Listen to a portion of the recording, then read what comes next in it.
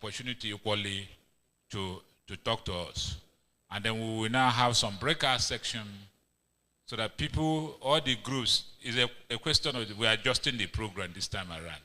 Instead of us doing sequentially as it was originally planned, we can decide to do it concurrently so that we can be able to get everybody online.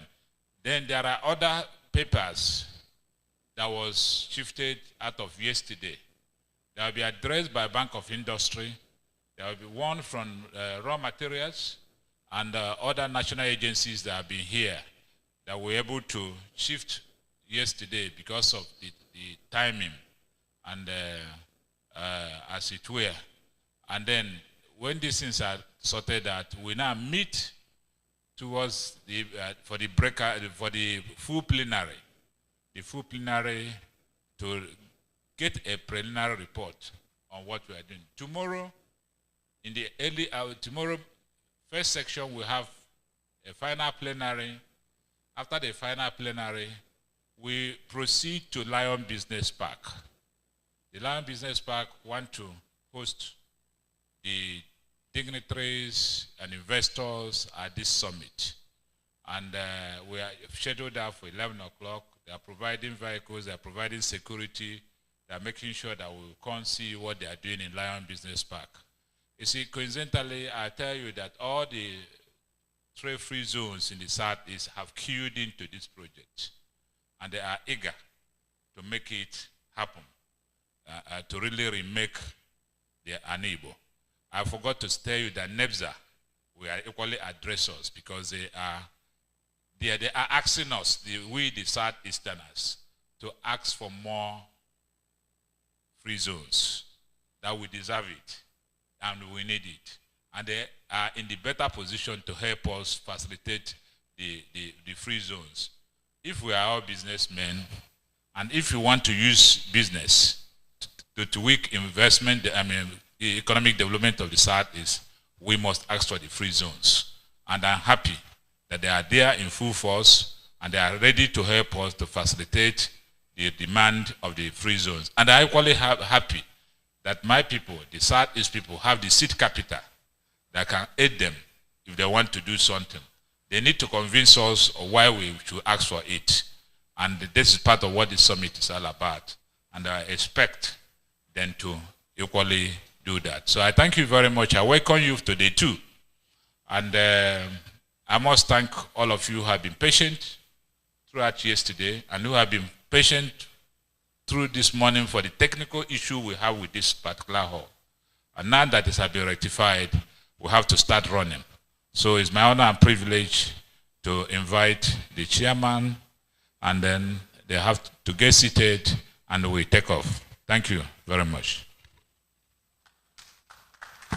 Please, you can do better. You can put your hands better for him.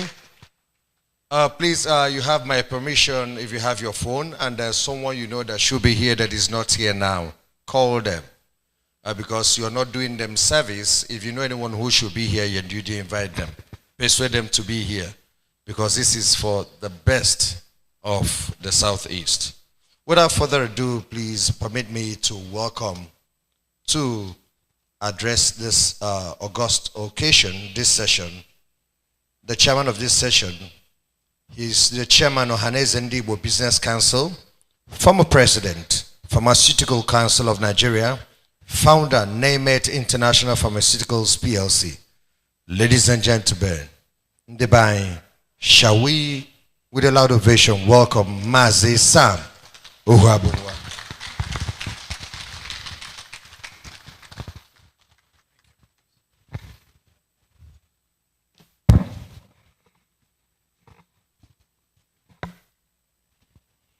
Your Excellencies,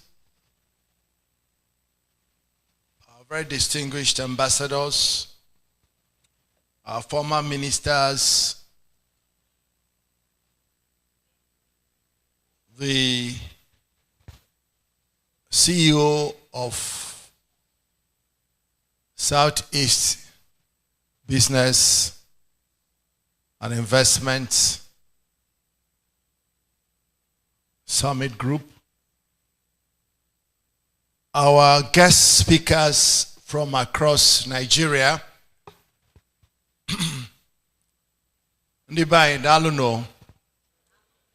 Daalụnụ. Igbo kwenu.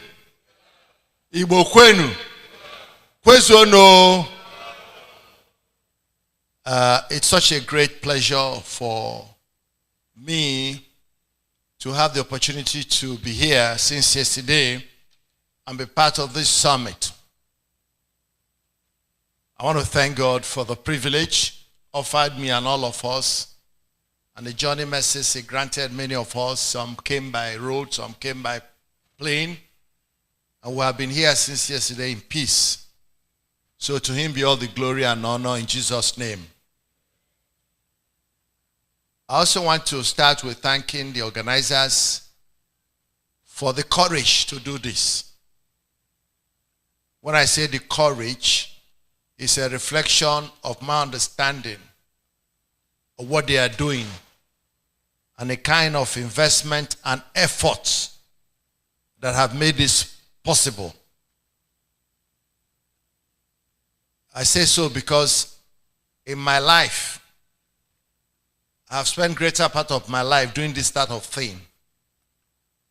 Convening meetings, organizing summits and conferences, and all manner of activities aimed at making either my community better, my state better, the Southeast better, the Igbo land better, or Nigeria better. In fact, Africa better. Because today I'm the president of Africa Economic Summit Group. I've been chairman of Nigerian Economic Summit Group. So you can see that that's my life. And I know the amount of work that it takes to do this. So please, let's put our hands together for Ife Diokwenna and his group.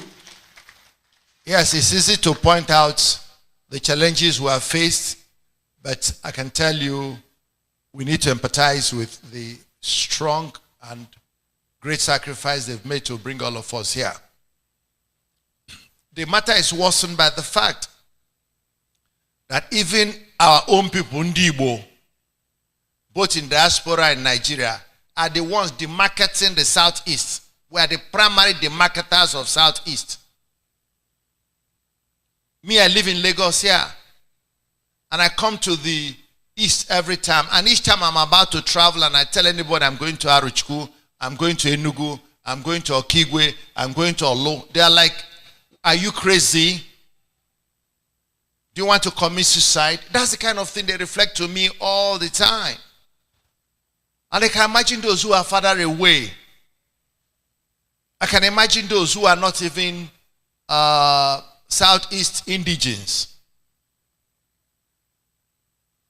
So I want to thank all of you who have honored this invitation to reward these gentlemen and ladies who have put this together, and also to show that we cannot stop doing this. We cannot stop doing this until we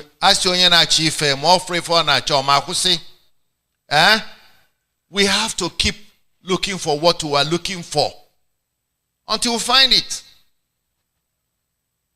We just can't give up. There's so many things that would discourage us, but we can't give up.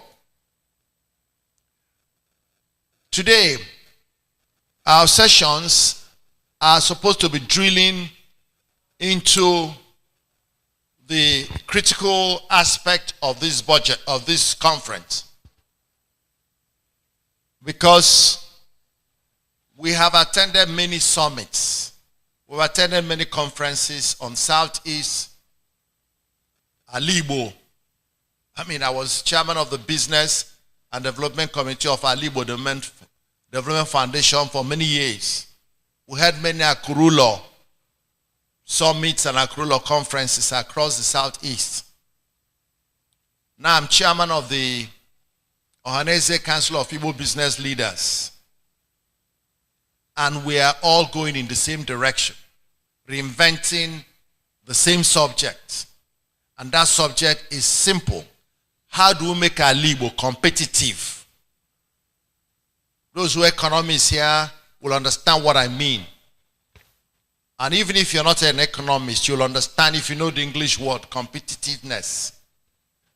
That's all we're talking about. How do we make here competitive against other regions of Nigeria, against other parts of Africa, and against other parts of the world?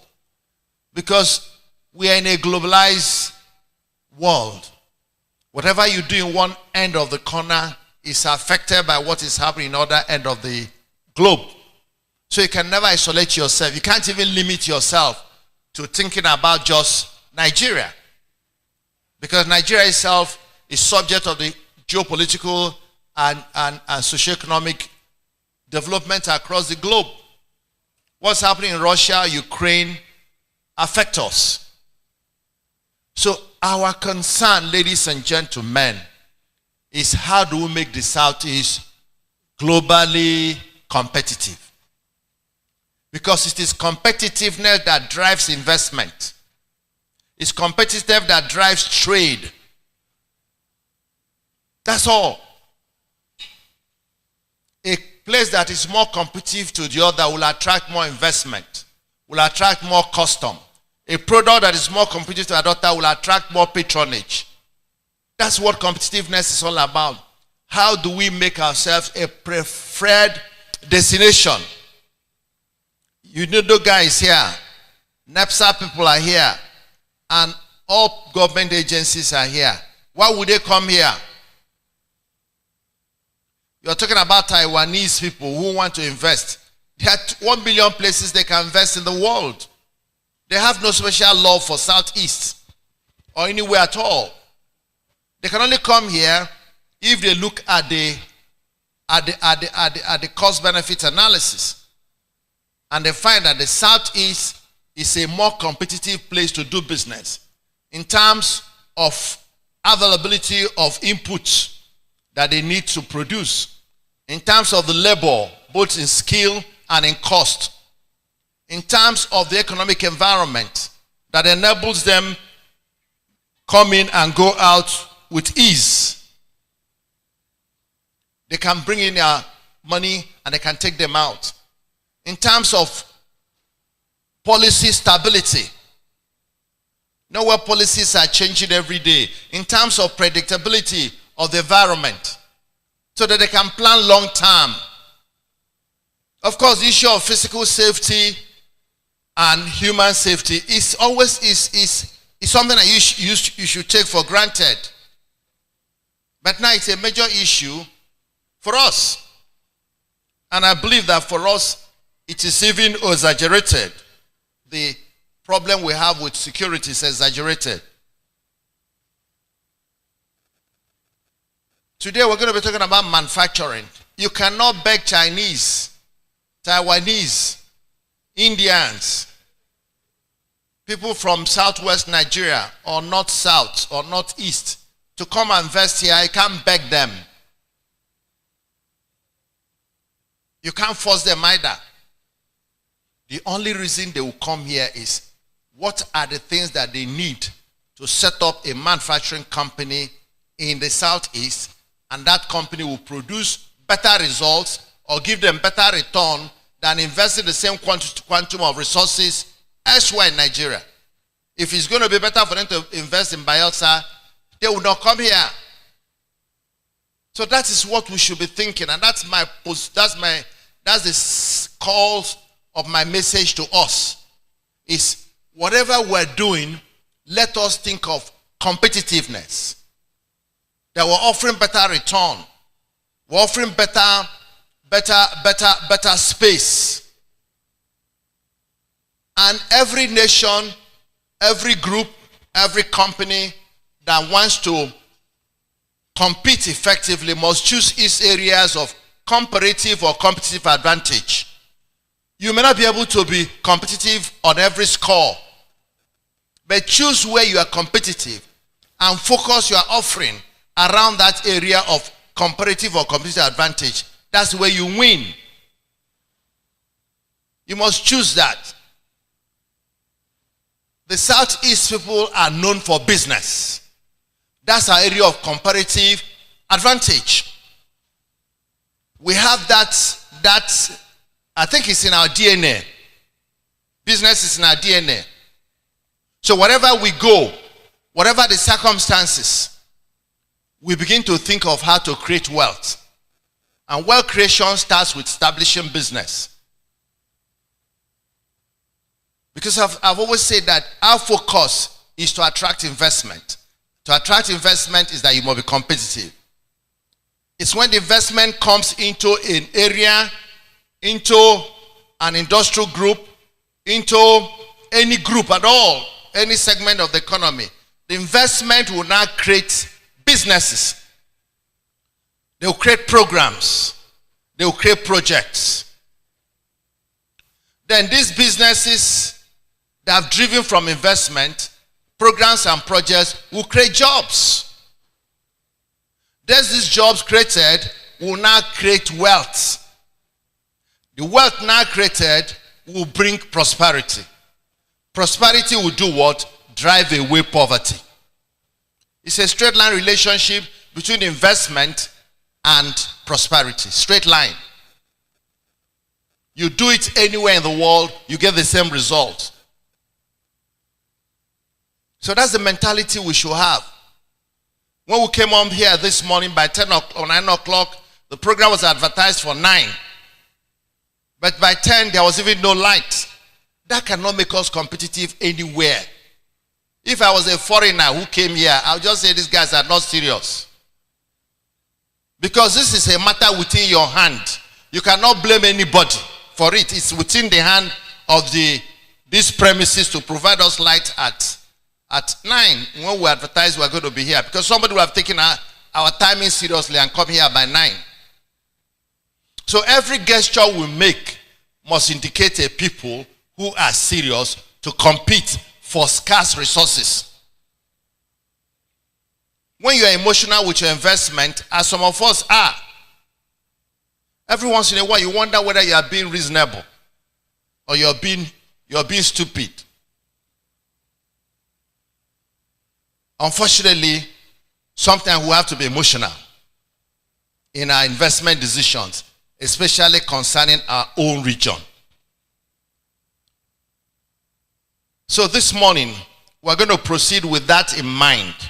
When we're talking about agriculture, when we're talking about industrial development, when we're talking about ICT, all the thematic areas, women in business, what will make us competitive? First, it has to start with us. Us. Not with them. Our attitude as a people is the first thing that must change if we are serious about growing our economy. It must change. Our people are in Lagos. They're in Kano. They're in Abuja. They're in different parts of Nigeria developing those areas. Even when they are being suppressed. Even when they are being oppressed. But when they do the risk analysis, something tells them maybe it's still better to be here. So our job is to say it is not better to be there. How? By getting our government people, our public sector people to sit as we are sitting and listen to us and decide that they will do something to assist the person in Lagos to move his investment to the southeast. He must be told, he must see it, not just statements made by written when people write papers for you as governor or minister or commissioner. You come and read it and the person who wrote it takes it away and that's the end of the story. You must show that you truly mean that you want to attract investment to the southeast. That's what we've been trying to do since the Council of Igbo Business Leaders was set up by Chief Iwanyanwu last year, is to get the government officials, to get the governors to sit down with us and tell us what they want to do to develop the southeast. Because they have the political power. They have the resources. They have the constitutional mandate. Ours as businessmen is to listen to what they are saying and respond. And say, okay, what do we do to achieve your goal? The goal is that of government. We are the instruments to achieving that goal. But we cannot talk to each other without sitting together. It can't be a discussion of the deaf and the dumb. We're talking here. I'm even surprised that no government person from Enugu State is here. Unless I'm not seeing clearly. Enugu State. If governor cannot come, PAMSEC can come, secretary of government can come, commissioner in charge can come. A commissioner from Bauchi State came here. And nobody from Enugu State. And we say we want investment in Enugu, we want investment in Southeast. How will it work? How will it work? I'm just sorry, I'm just expressing my frustration to you because I've been doing this all my life. Sometimes I wonder, should I be doing this? Should I not just take my rest and forget about these people? But something keeps dragging me and says you can't stop. So I'm sure many of you share this frustration. Having said that, as I said before, there's something each of us can do individually. Even when we have rogue governments, even when we have governments whose minds are not in where they say their minds are, we, the individual shareholders or stakeholders in the Southeast, must force it. We have to force the matter. That's why we're here. We're not here because it's going to be easy. We're here because we want to force the matter. There was a conference called by the governors, so to say, last year. It's over a year now, if I'm right. And we haven't seen any significant response from their own conference. I don't know. How would we go to solve it? Are we going to look for who will deliver us? Who will deliver us? I am sure Okwenwa went to government house 10 times before this event. I am sure if he can come to Lagos, he will have gone here 100 times, begging people, come and take a platform, which is you didn't pay for, freely offered, to come and sell your state or sell your policy. You won't come. Something may be wrong with me sometimes if I begin to blame people for what doesn't look reasonable. So let me not spoil your morning. I'm only trying to excite you. I'm trying to put some anger in you so that you can decide that we need to take this thing by force. We need to take the initiative by force and get our region going because we're all equal stakeholders. Nobody owns this state. This state is owned by Enugu State people. Every single citizen of Enugu State has one share, just as Pitamba has one share, just as Buruburu has one share. One. They don't have two. They're equal stakeholders. It's just that they've been given power by the Constitution to access the resources. That's all. That's all we're calling them. And to control some of the powers of production. So this morning, the way we'll go is we're going to take certain remarks. The Taiwanese people will speak to us. Some federal government principal officers who have come here, who have honored our invitation, despite the discouragement and the challenges, will also talk to us briefly.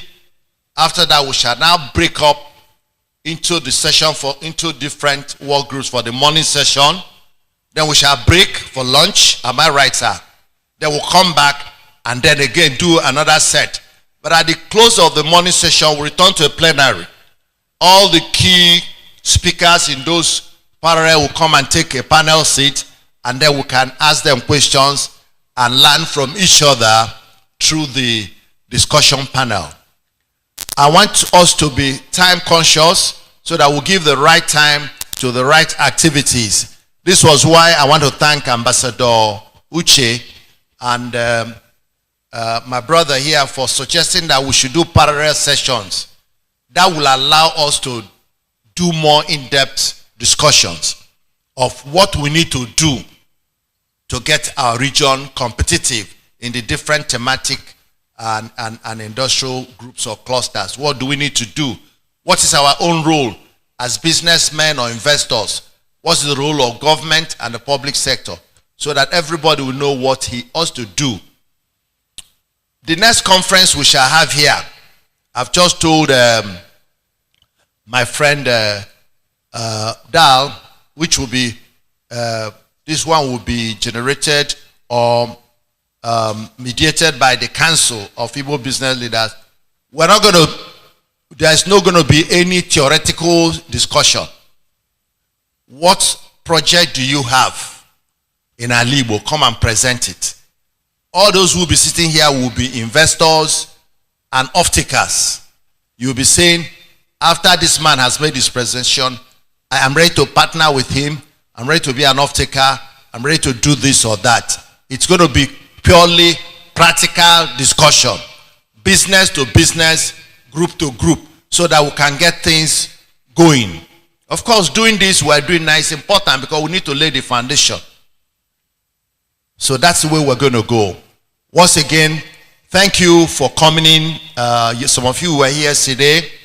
Some are coming in today. Whether you came yesterday or today, on behalf of the organizers, I want to thank you for the sacrifice you're making for the growth of the Southeast. I'd like to give you one assurance. All these things we are doing are not for nothing. They are not for nothing. Little drops of water end up making an ocean. And if nobody rewards you, God in heaven will reward you. Thank you very much.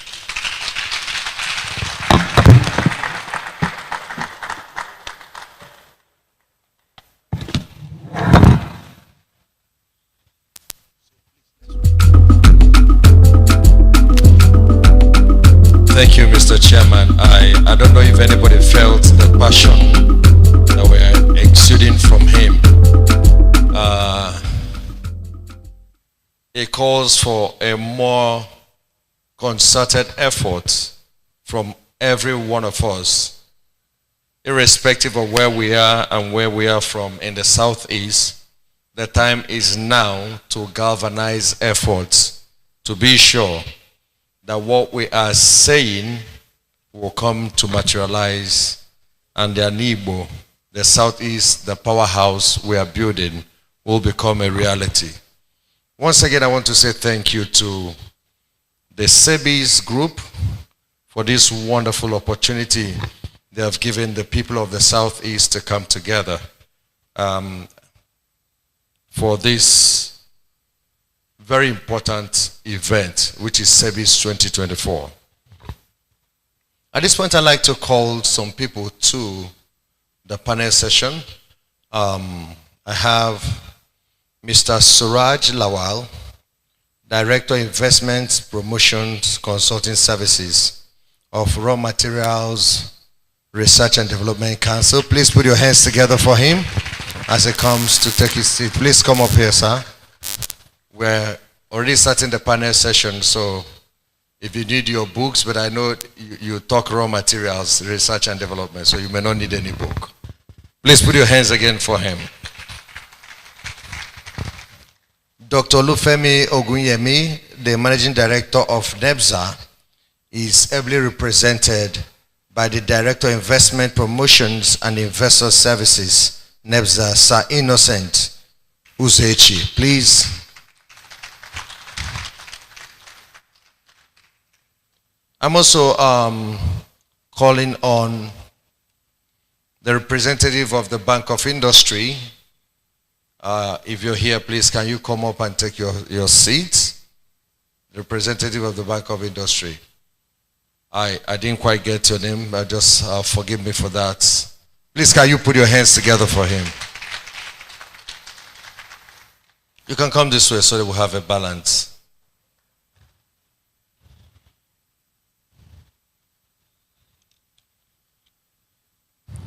We're here on the first panel, Unlocking the Agriculture Sector and building foods. Sorry.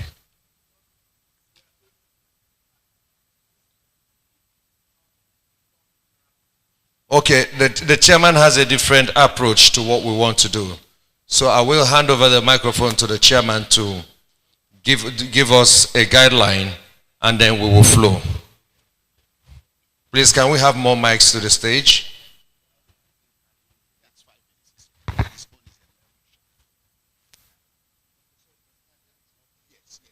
Okay, thank you very much, MC. The way we're going to, these people, they are inputs, they are facilitators to businesses and all manner of things we do. So their job is to tell us how they want to support us in what we're doing, in making sure that we make the Southeast as an economic powerhouse. How Bank of Industry will do it, and so forth and so on. Before we now break up into the different groups. Some of them will also participate in those groups. So please, you have my attention.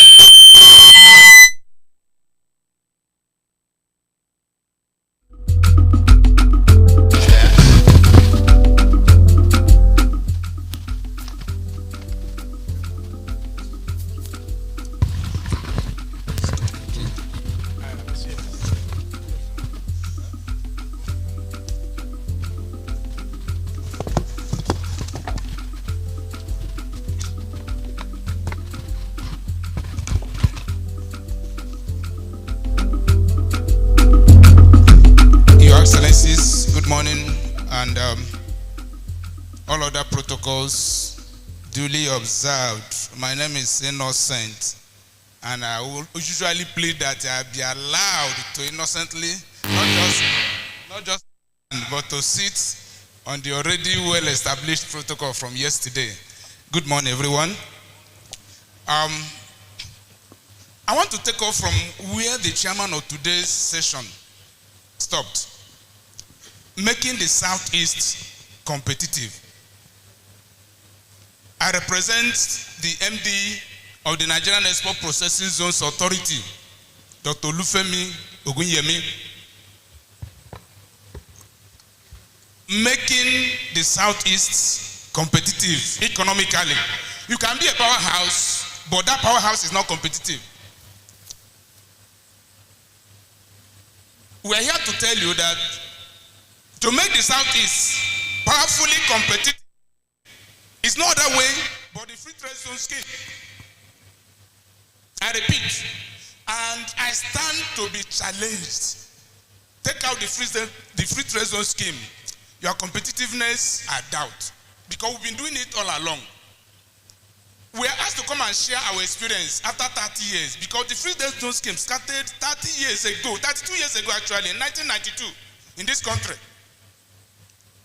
But it's still very novel in this part of the region. I will say a few things from my own perspective, but I have the speech of my managing director, and I want to plead that I be allowed to read it. In between, I will tell you one or two things personally. This is Dr. Gufemi's speech. It's quite an honor for me to be saddled with the responsibility of delivering this keynote speech for the panel discussion on this auspicious occasion of the Southeast Business and Investment Summit. To a people largely known for their resilience, entrepreneurial spirit, resourcefulness, innovation, and a strong sense of community. I therefore, on behalf of the management and staff of NEBSA, thank the organizers for this opportunity. I also congratulate the participants, both those who are coming from the private sector and those who are coming from the public. For indeed, you will not be disappointed.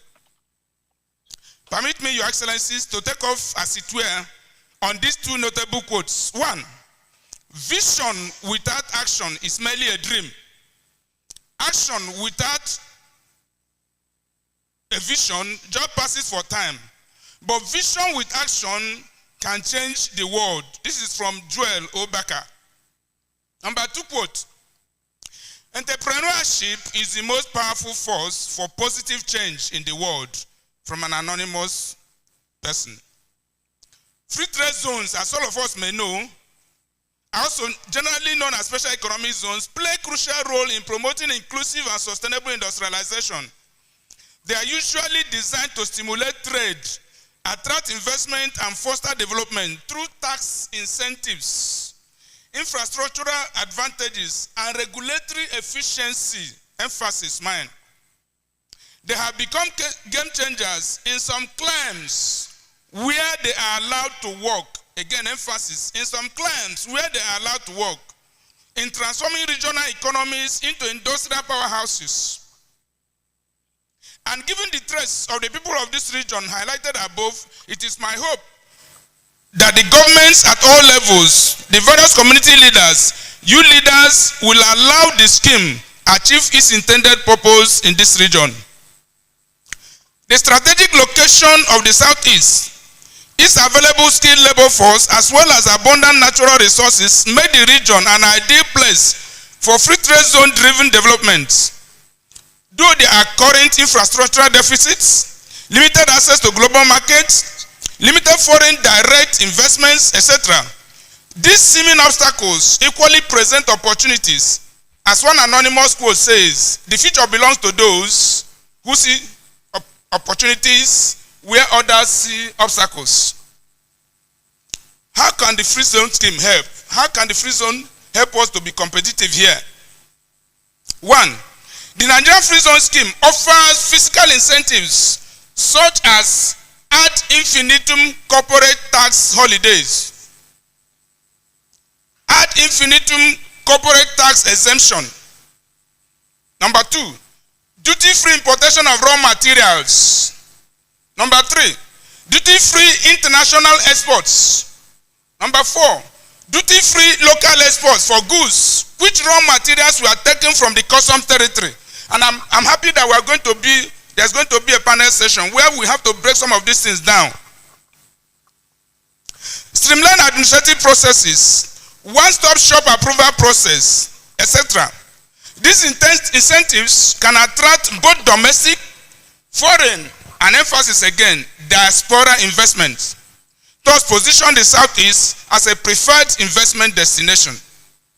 Number two, the scheme generates employment opportunities and promotes skill acquisition.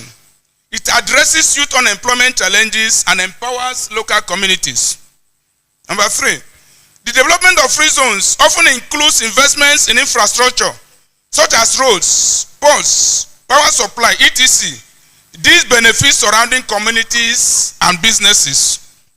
Number four, by focusing on export-oriented production, the Southeast can reduce Nigeria's trade imbalances, generate foreign exchange, as free trade zones provide access to global markets through integrated logistics and export facilitations.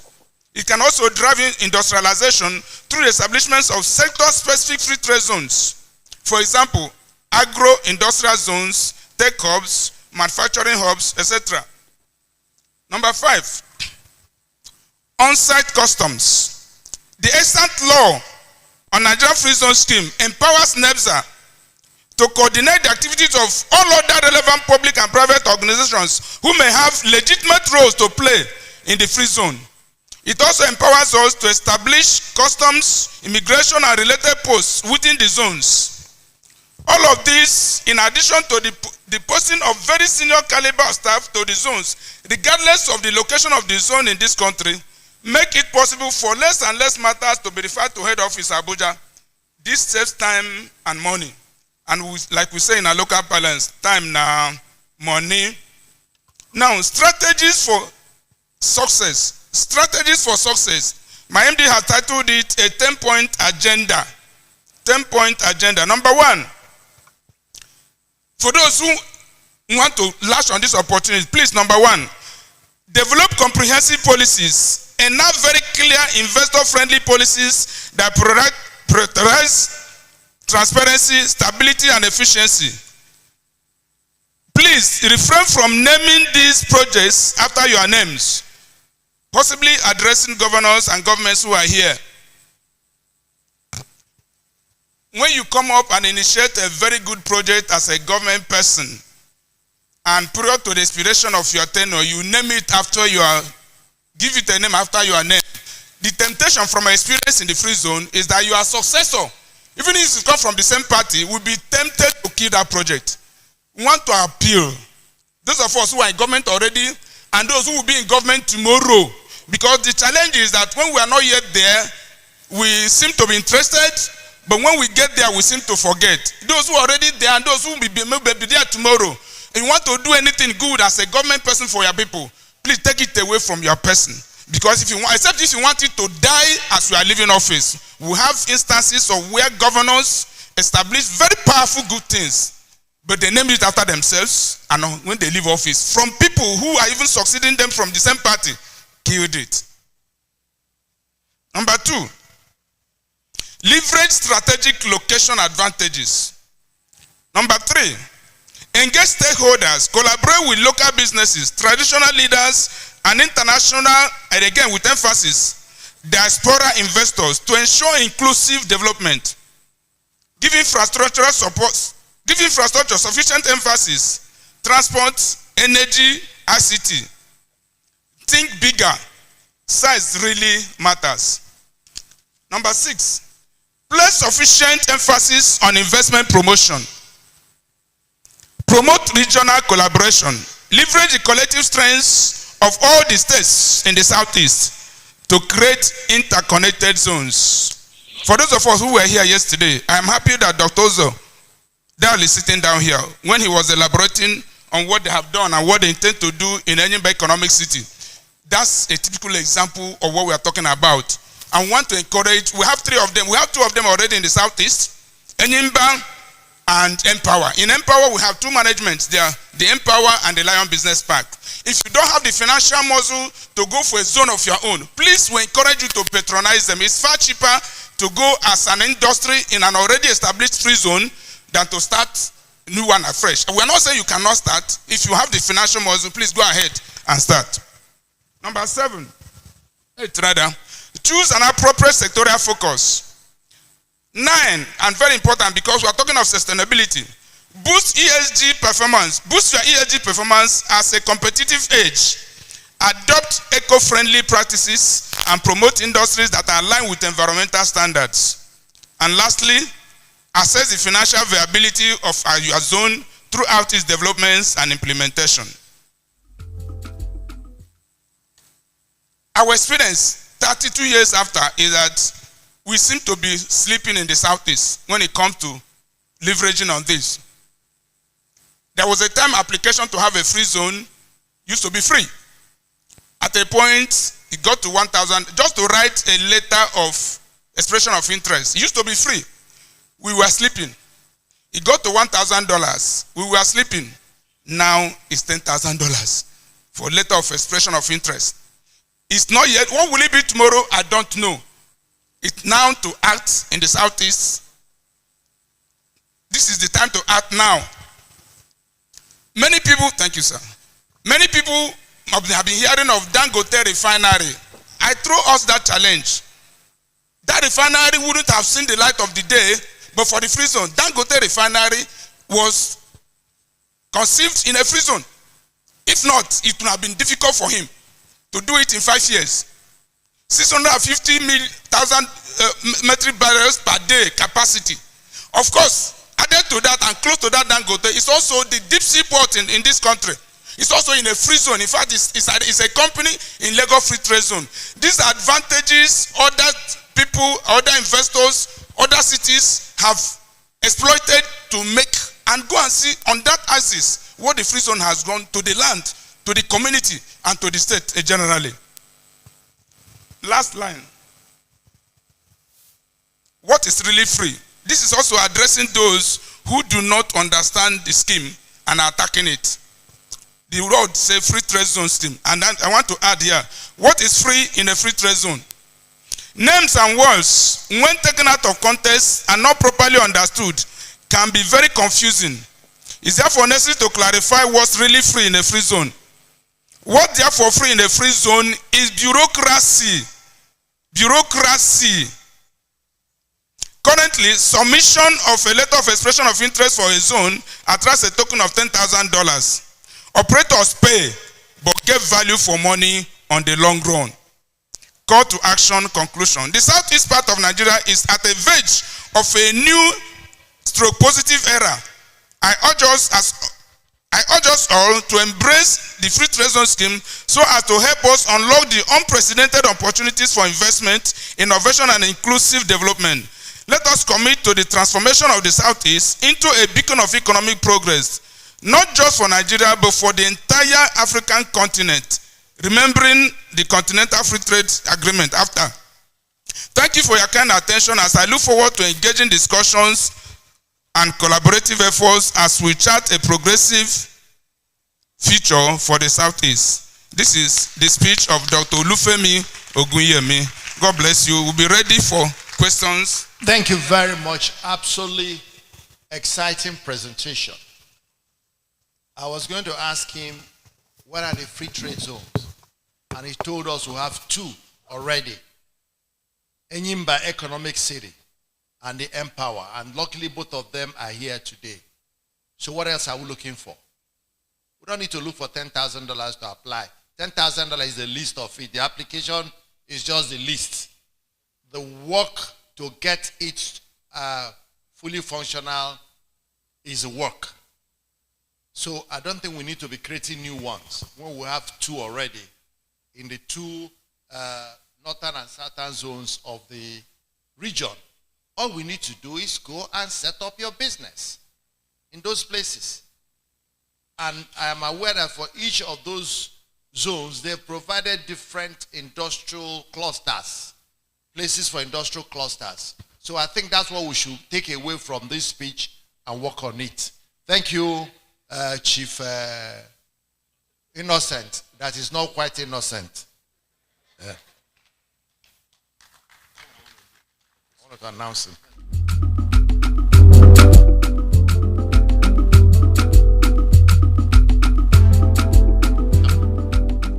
Of interest, not you can pay the $1,000 and you won't get it. The application fee $500,000, really, when you want to get into it. Anyway, let's go now. We have our guest speaker, Andy Yin Ping Liu, Taiwan head of trade mission in Nigeria, who is going to speak to us online. So please, let's have him. Gentlemen, we'll come back to you after that.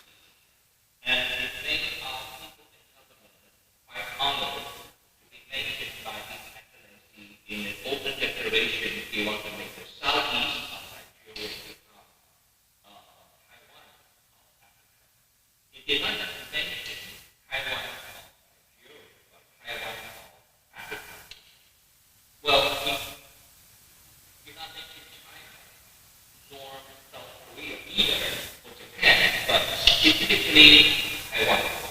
So this is quite a privilege and honor to be mentioned by His Excellency, and also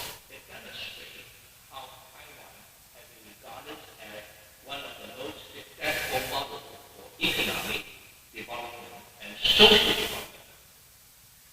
When I was approached by the organizer of SEBIS, I was told that I might have a chance to participate in the women empowering and also youth building session, because I was also urged to make a comprehensive introduction about Taiwan defense. So let me just quickly and briefly mention what Taiwan means for the world. Taiwan is an island, probably only 5 times larger than Lagos City, with a population of 23 million people. But our island has no natural resources at all. Nothing. Zero natural resources. So the only thing we have is the brain power, is the human resources. But how to mobilize our human resources is the fundamental and core policy focus for the last 70 years.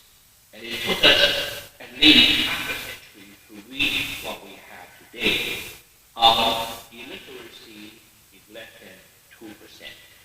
That means more than 98% of our people either can read or speak properly, educated, so that we have generation after generation of workforce that come out of our fine education system, from elementary school to high school to university.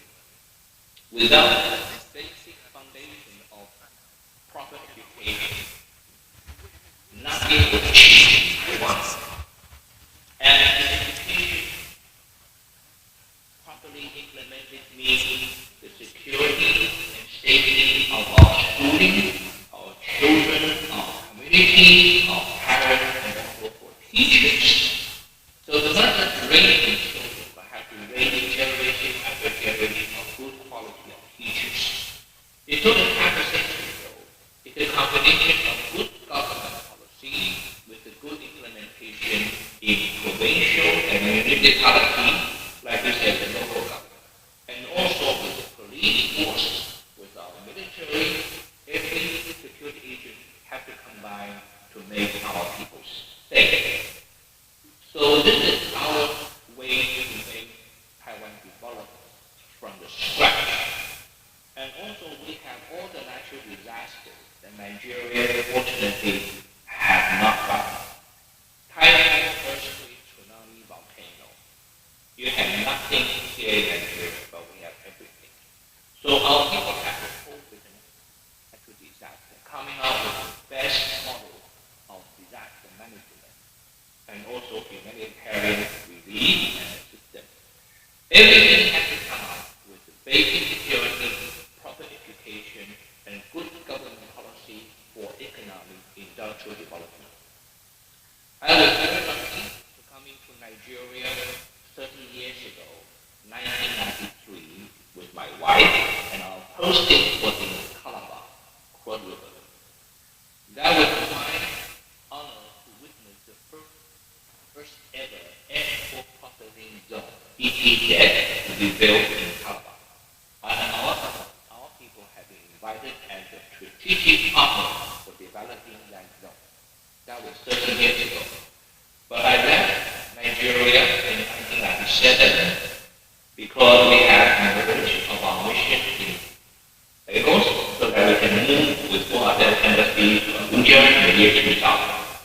But my vivid memory of the export processing zone still remains in my head, not just mine, but my wife. So we enjoyed not just fish pepper soup and pounded yam in Calabar, but we have all experiences how Nigeria has determined to develop yourself throughout the last either 3 to 4 decades. So my humble contribution, I can't say anything, my humble contribution to this great summit is that there's only 1 or 2 fundamental elements need to be laid down. First of all, rejuvenate the education system.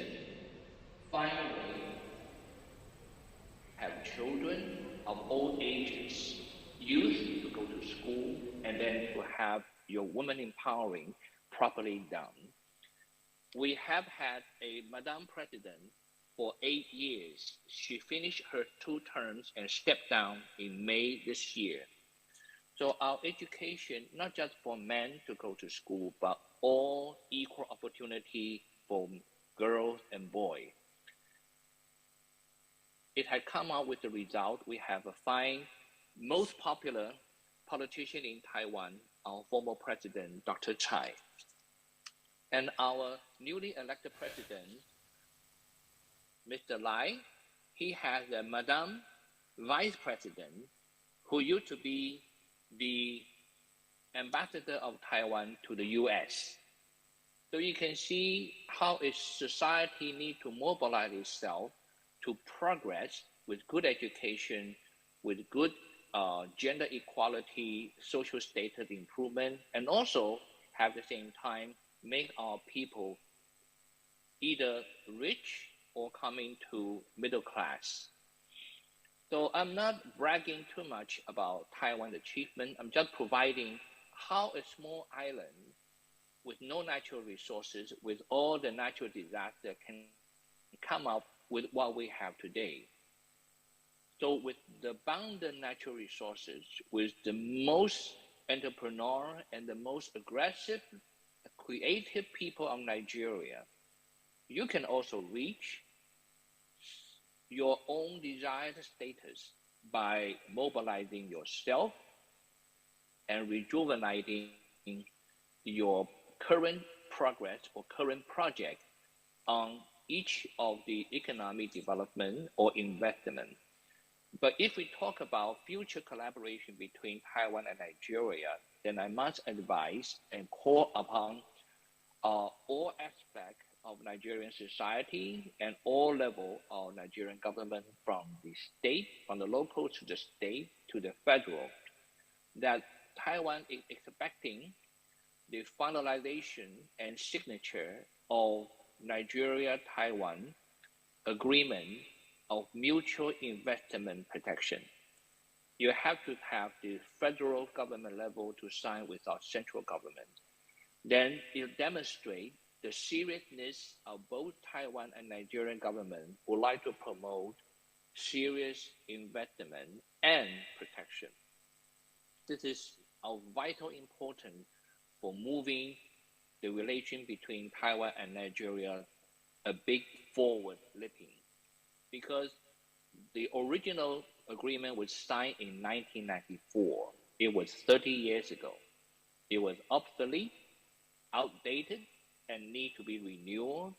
So we are very happy and honored to be approached by the Federal Ministry of Industry, Trade and Investment about 2 years ago.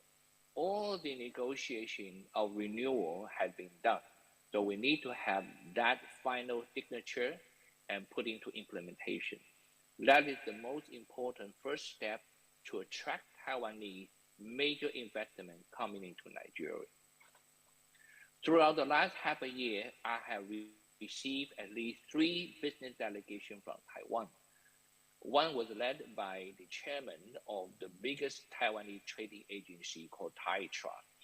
That delegation contained 3 major industrial groups, and we all went to visit the Dangote refinery, try to find out what can be done to reach senses of promoting bilateral cooperation on petrochemical, on precise machinery, and also with agriculture.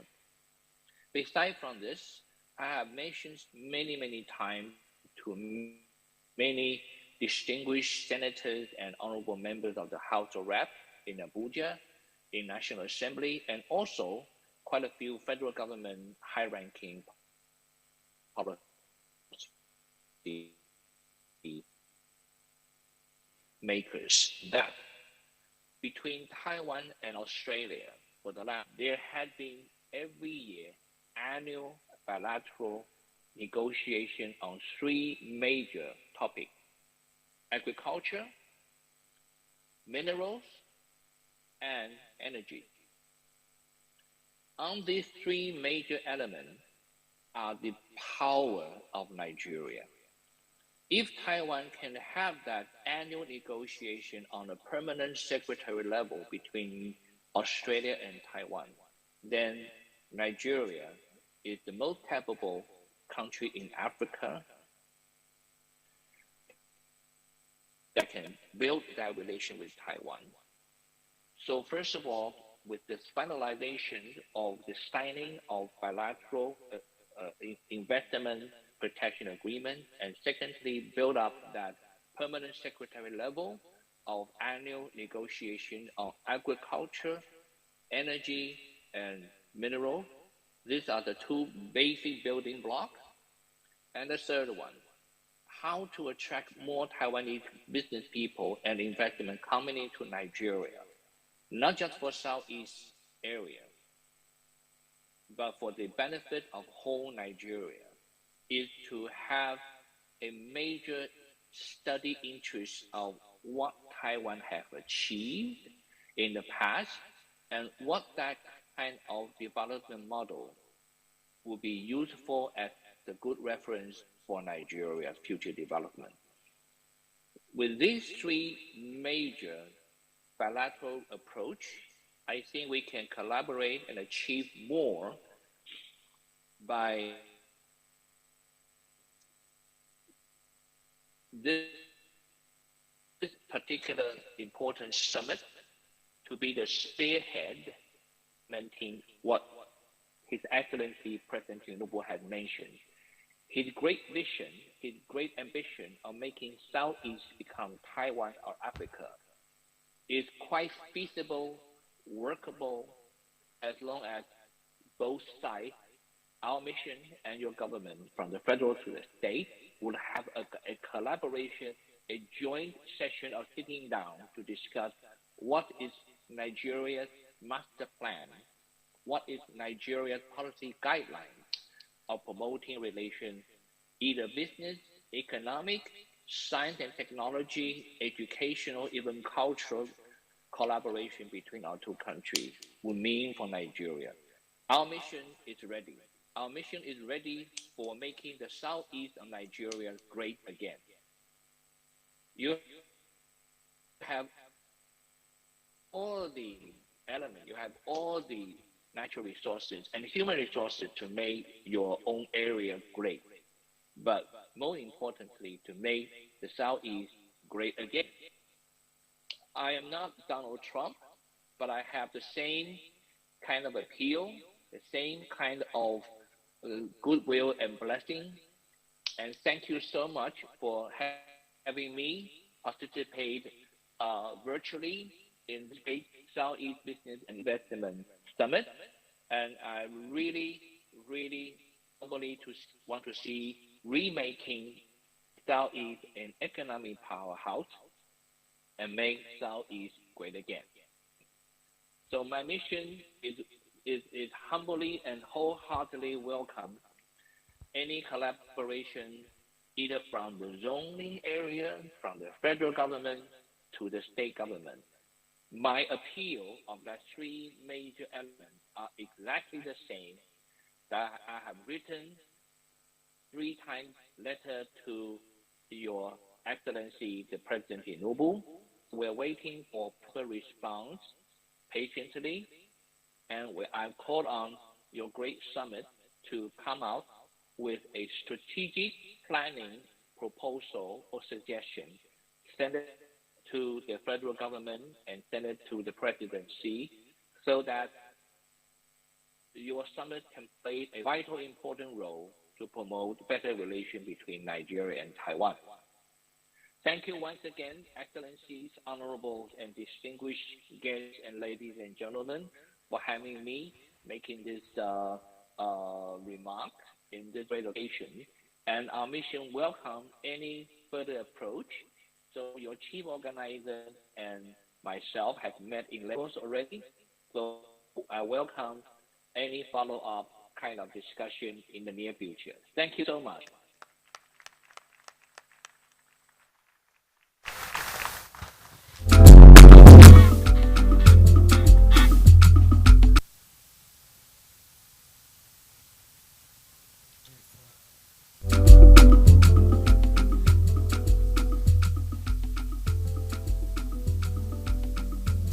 I'm sure if we heard him well, we would have clapped our hands more louder.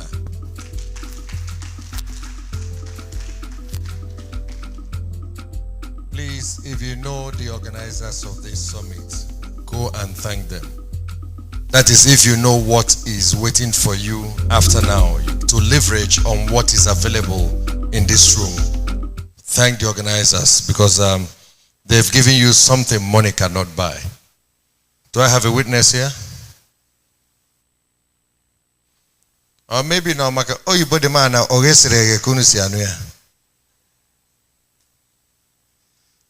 that was Andy Yu Pin Liu, Taiwan head of trade mission in Nigeria. If you recall, Nigeria, the Southeast and the Taiwan were head to head, more like those years as best performing economies, fastest growing economies. But today they are what? They are in the first world. But I trust you, and if we do what we need to do, we'll just wait. We are going to become, we'll come back to the place of glory again. Do I have a witness? Okay. We'll still continue. I want to call on Mr. Andrew Gomi, Regional Manager, Board, Bank of Industry, who is representing his boss to speak to us. Thank you.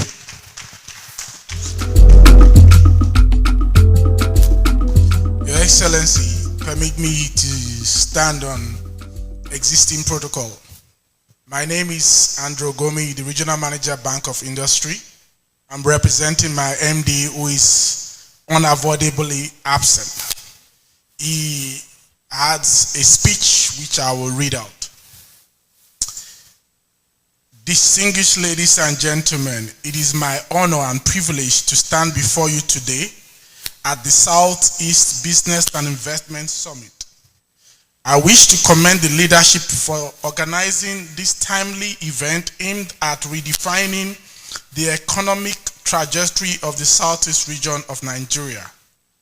I would like to share my thoughts on the critical topic, institutional partnerships, programs, technologies, innovation, and leadership package for unlocking the Southeast Nigerian economy. As we all know, the Southeast region of Nigeria is one of the 6 geopolitical zones in the country and represent the powerhouse of commerce, ingenuity, and entrepreneurship in Nigeria.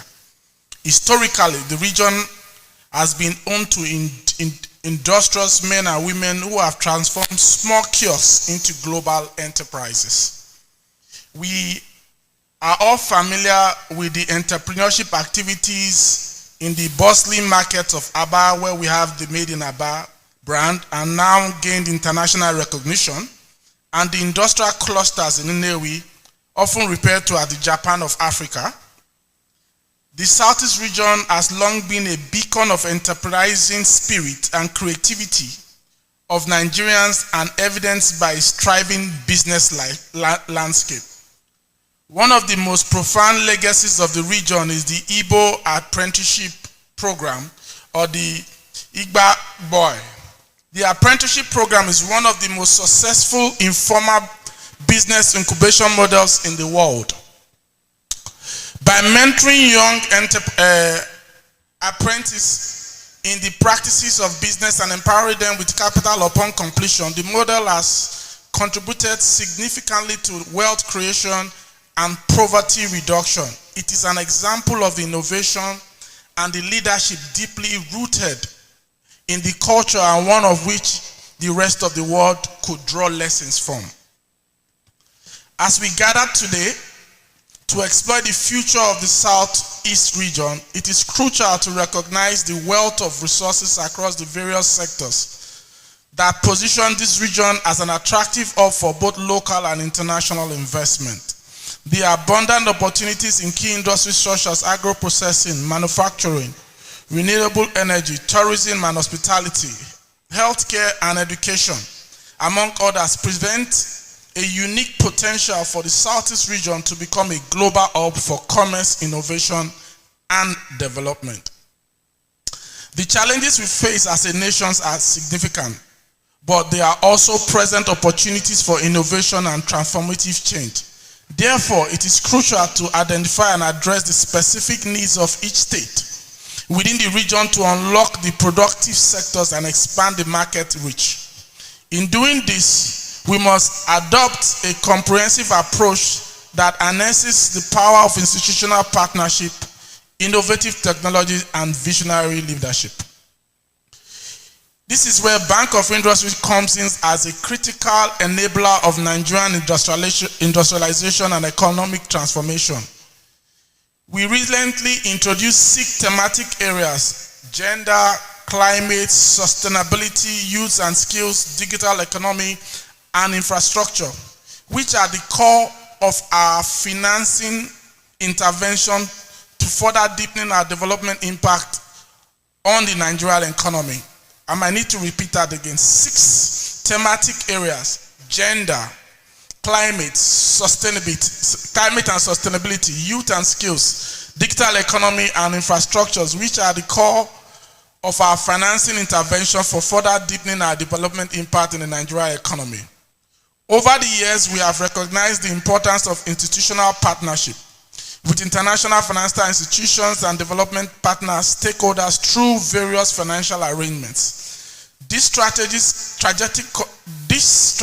strategic collaborations have been instrumental in our ability to support businesses and achieve development impact.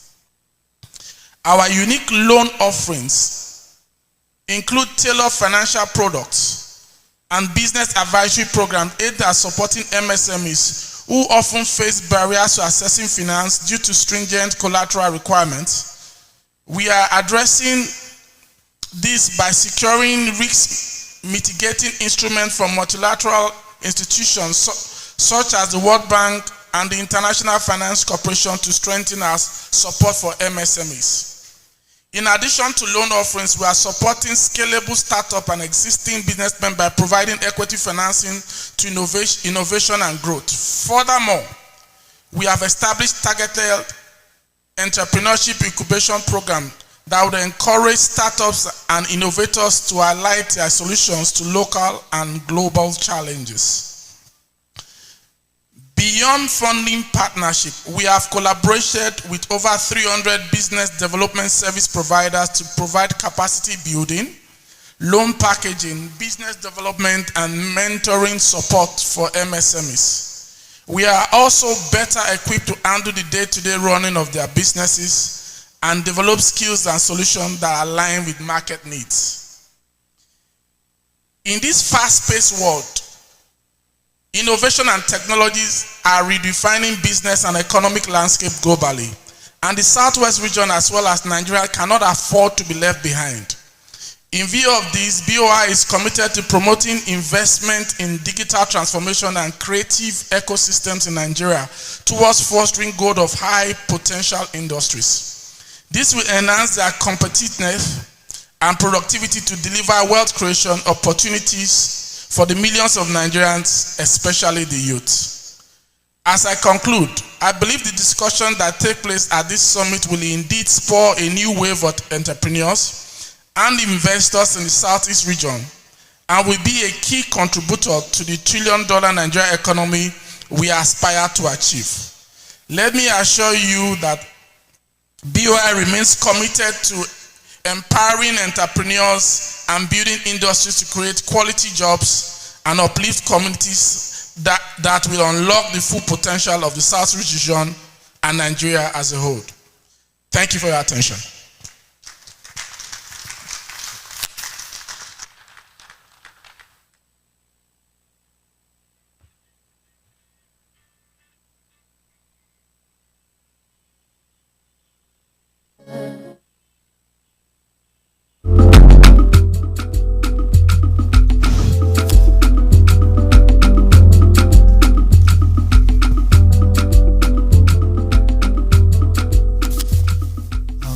Excellencies, may I also stand on the already established protocol. I have Mr. Suraj Lawal, of the Raw Material Research and Development Council. I am here to represent my Director General, who up to the last hour expressed his desire to be here, but unfortunately due to some other very important national assignments, he is unable to be here.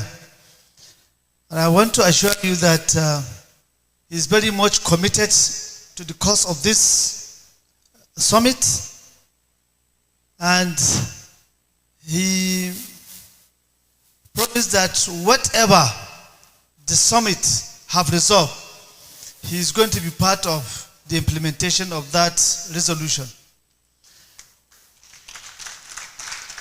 It may also interest you to note that he is an indigene of Enugu State and is very much committed to the cause of this summit.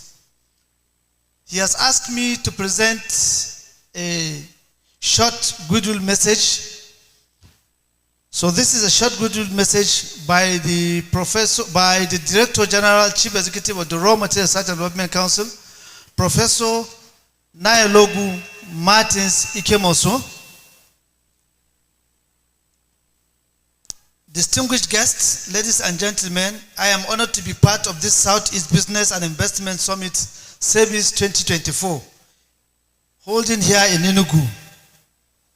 The Raw Material Research and Development Council is committed to promoting sustainable industrial growth and economic development through optimal utilization of Nigeria's vast raw material resources. As we gather here today, I encourage you to leverage on this abundant resources in the Southeast region to drive innovation, entrepreneurship, and job creation.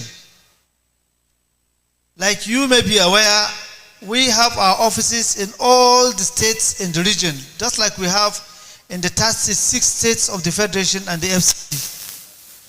Our mission, therefore, aligns with the vision of this summit to foster economic growth, reduce poverty, and stimulate industrial development. We believe that by working together, we can unlock the economic potentials of Nigeria's raw materials sector for socio-economic development. I commend the organizers of the SEBIS 2024 for providing a platform to facilitate partnership, collaborations, and investment in the region. Let us harness our collective expertise to drive sustainable development and prosperity in the Southeast region. Thank you very much.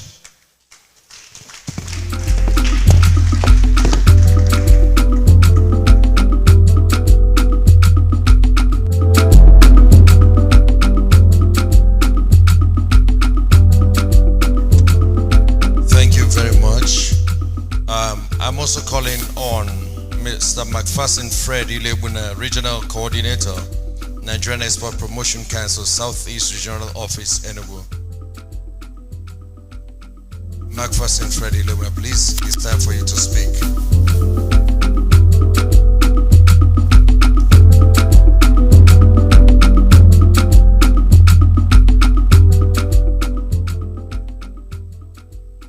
Your Excellencies, distinguished ladies and gentlemen, I want to just crave indulgence for me to align with the already established protocol here. My name is McPherson Fred Ilebuna, the Regional Coordinator, Nigerian Export Promotion Council, Southeast Regional Office.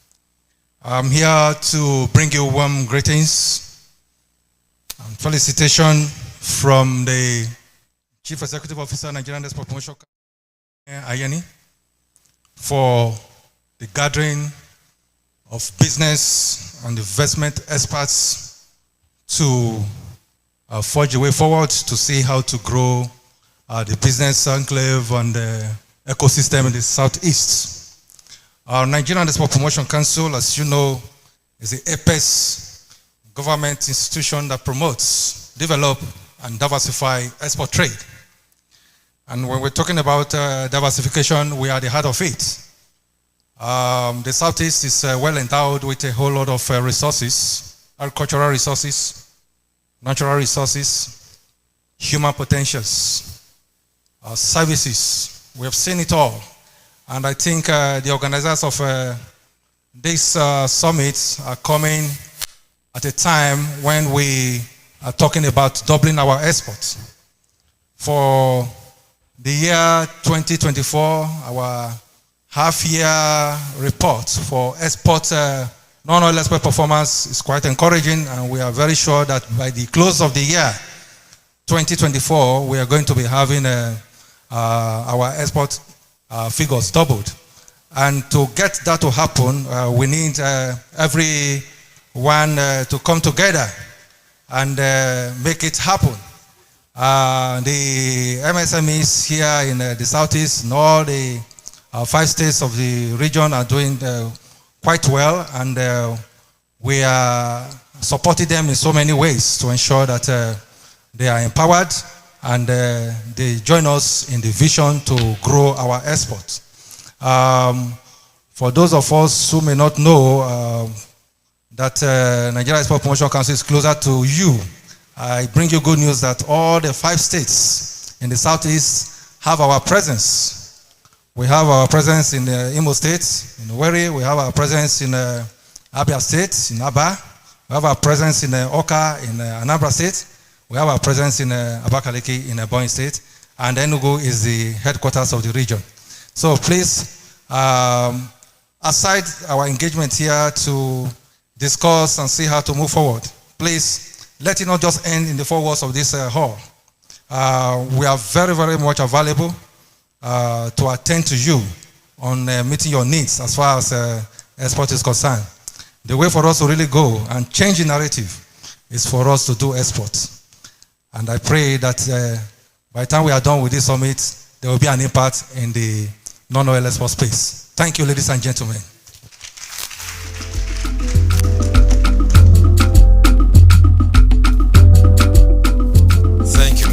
Person.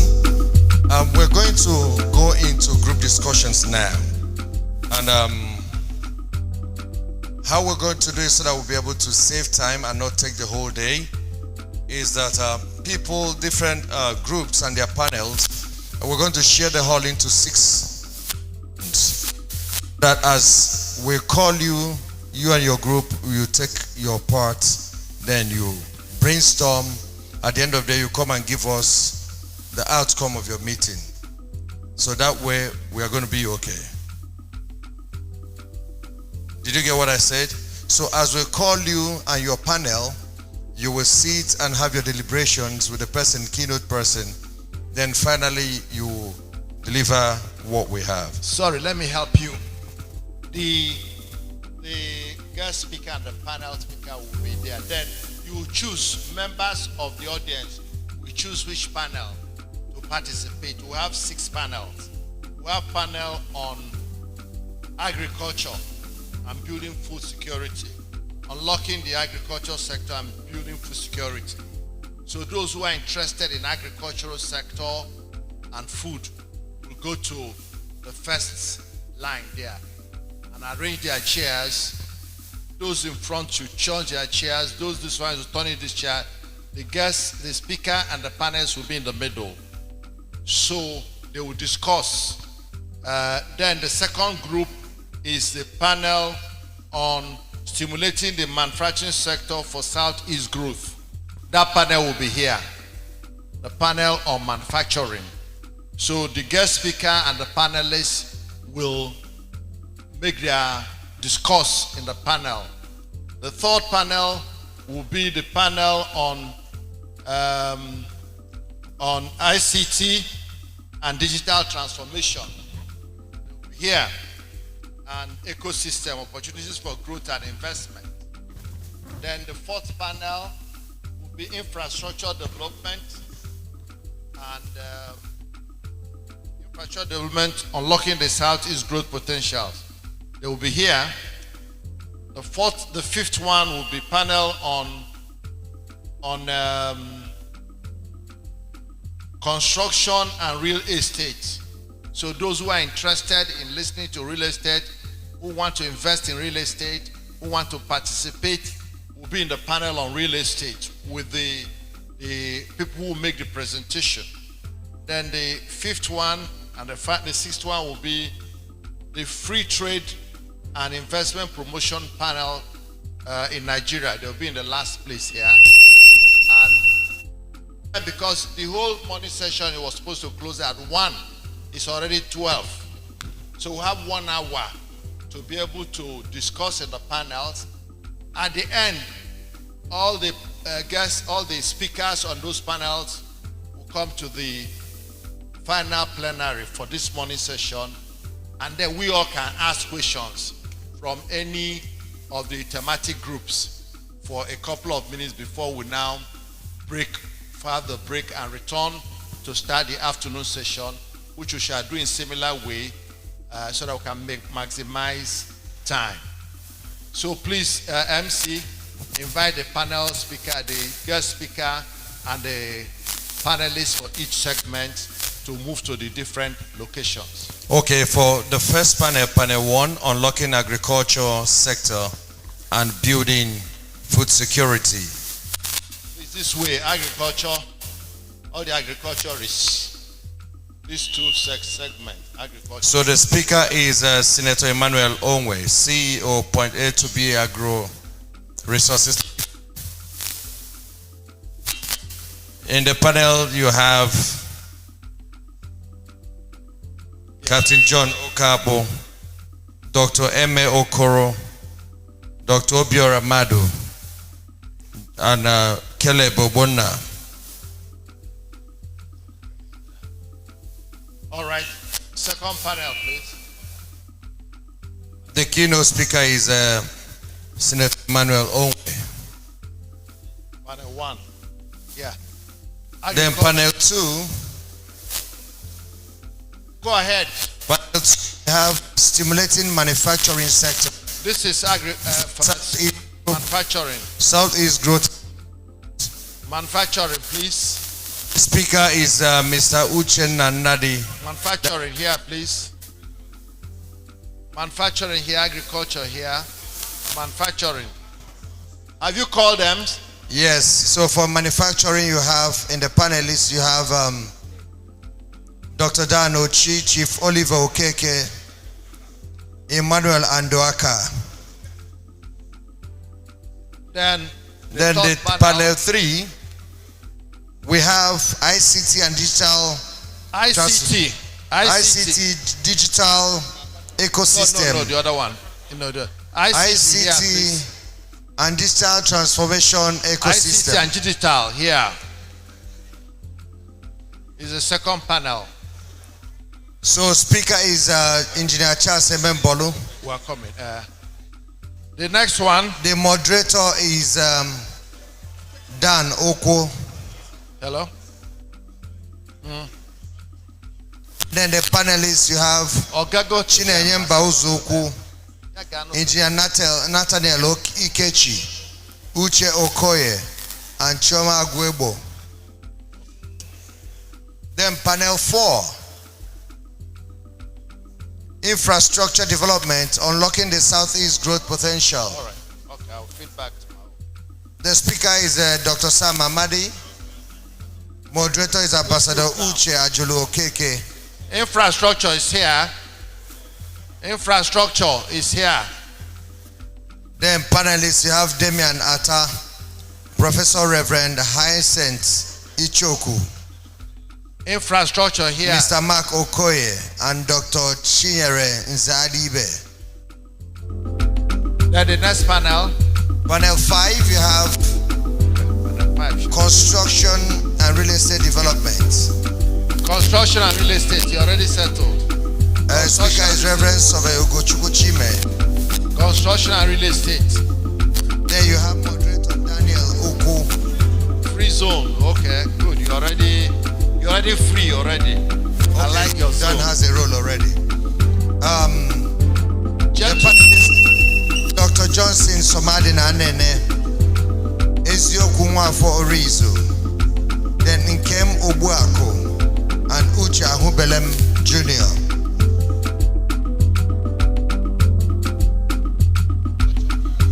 Then panel 6. You have to is talk a free now. zone. Of course. another seat and turn. They are already seated. You have to turn. Moderator is Dr. Odenigwe Ike Michaels Jr. You can come nearer so that. And then speaker is Dr. Olufemi Ogunyemi. Come nearer, so. Panels you have Mr. Sidal also. Come nearer. Augustine Onyekwelo. And Engineer Emeka Eze. Emeka Ene, sorry. Managing Director N-Power.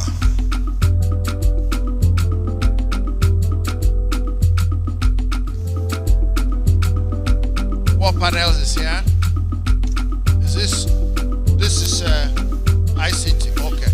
Okay, are you seated? Who are the panelists? Sit together. So you don't have to shout. Where are we here? Infrastructure, good. Infrastructure. This is a build up environment. Okay. All right. So, please, you have. Do you have in each of these teams? Do you have any moderator? Okay. Elect a moderator. Please elect a moderator for your group so that he can direct affairs. Coordinate them so that we are done in 1 hour. Yes, manufacturing this way.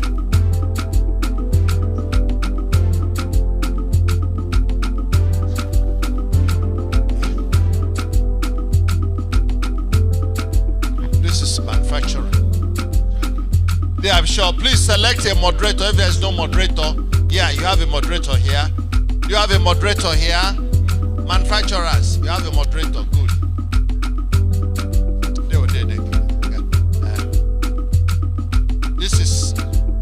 This ICT. Is the moderator here? You are here. Okay, so run now. Moderator is here.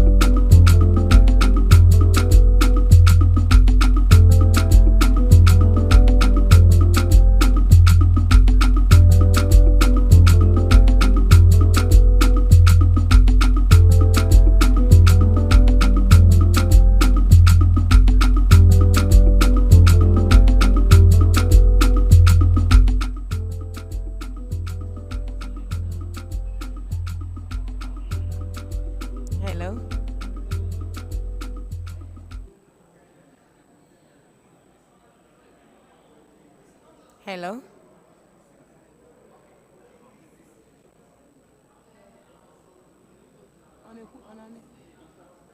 Okay, my name is Okuli Ifeyiwa Theodora.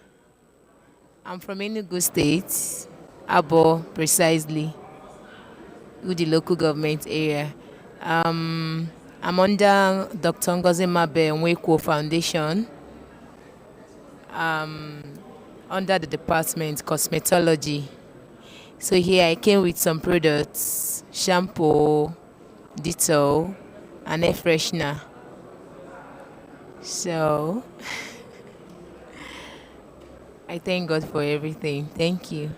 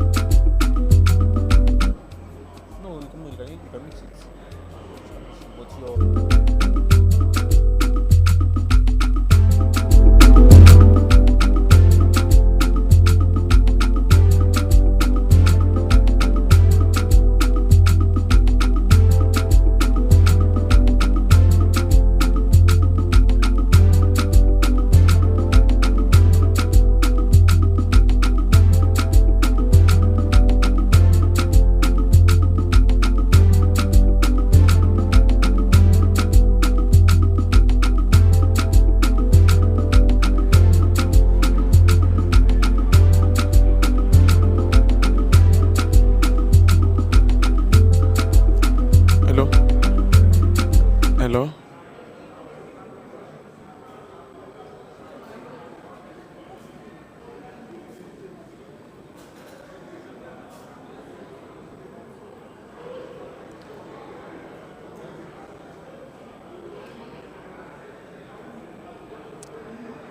Okay, ndewo ndị ọma na-ege ntị. Aha m bụ Emmanuel Obioma. Anyị si Ụmụahịa, Abia State. Okay, ihe anyị nwe na tebụl ebe a o nke anyị na-ahụ ebe a nwere ihe na-efe efe n'okwu bekee ndị bekee na-akpọ ya quad couple. So then we have inverter here. So for this inverter is solar based. This is the battery. So with the solar panel, of course we kept the solar panel outside because here there is no sunlight to charge up. So the solar panel is outside, it charges the battery, and then with the help of the inverter we can use it to do a whole lot of things in our homes to power devices at home. So this is the controller for this drone-like stuff here. So we have other materials here. We have the automated lighting system. We have the air quality monitoring system here. So what the air quality does is to monitor the nature of the air in your environment to know whether it's conducive for you. If it's not conducive, or it measures both CO2, that's carbon dioxide, and some other harmful gases. Once it senses them, it sends a signal through your mobile, your SMS, or like we have an app. It sends through that app to show you the nature of gas in the environment, to either to call for you to change change, or maybe to on something that can brighten the environment. So this is another product. We have other, but it's not here. We have another one that we have an automated waste bin system, which can actually be used for waste management companies. How it happens is that once you approach the waste bin system, it opens on its own accord. There are sensors around it. Opens on its own accord. So once you dump the refuse into the waste bin system, once it's filled up, it sends a signal to the waste management company to come pick up the waste that is filled up. So, and there are other things too that we have around here. We have the egg incubator. Because of logistics, we not carry it down to this place. So there are other things you could do. It all depends on what you want us to do, the concept and the idea you have, and then we can go ahead and deliver that. Thank you.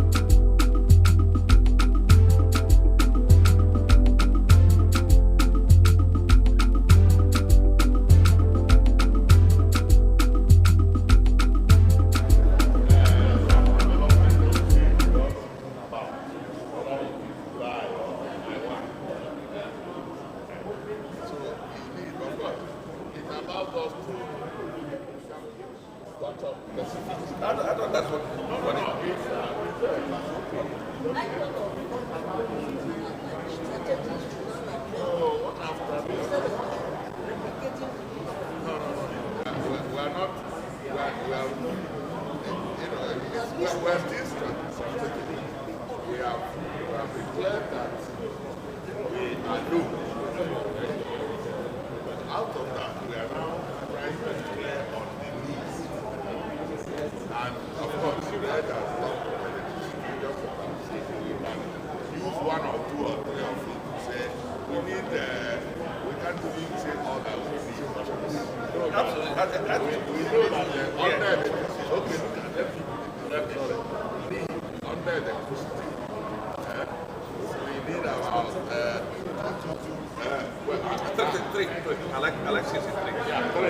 Okay, 3 times 5, 15. We need about 15,000 megawatts.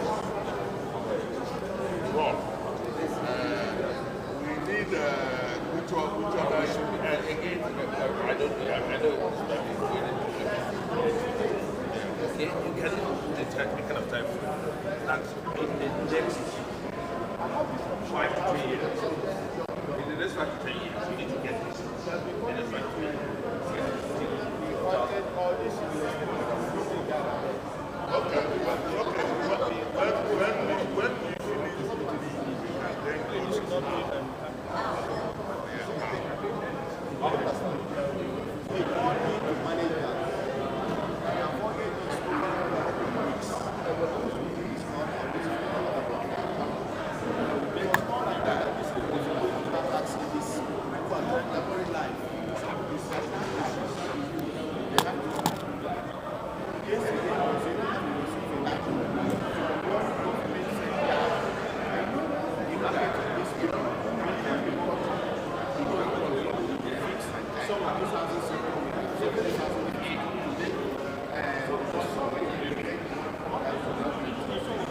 When we finish,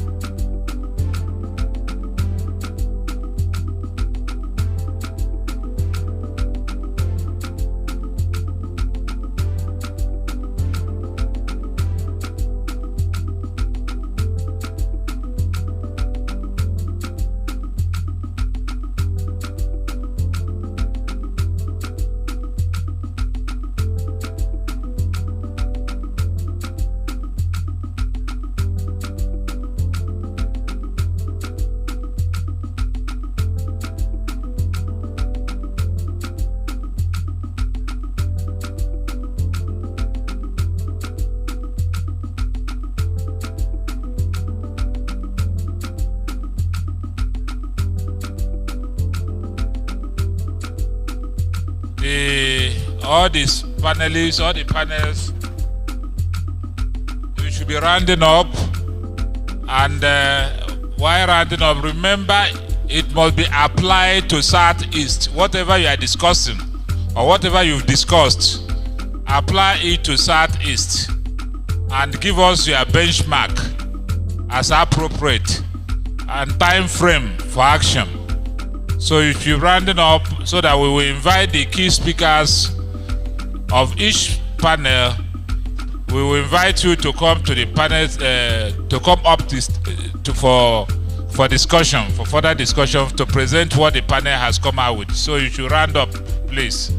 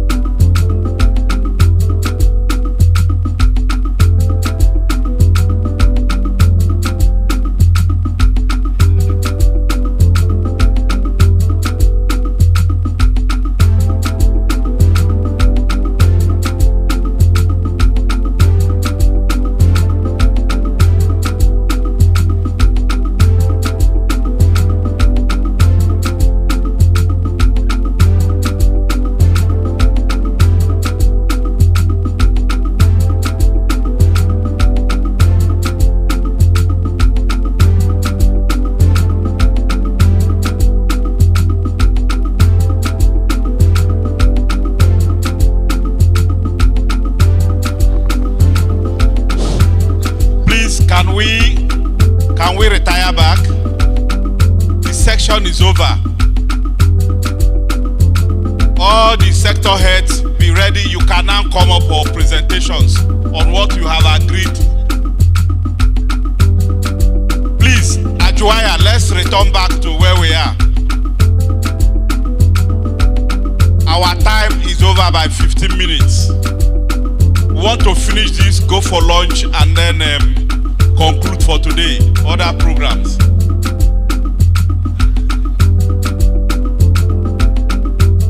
No, I said we have overlapped by 15 minutes. Please, the guest speakers, please come forward. Manufacturing, ICT, export, real estate. Please, let's have your heads up there. Please. Articulate your key points and then let's have you up there.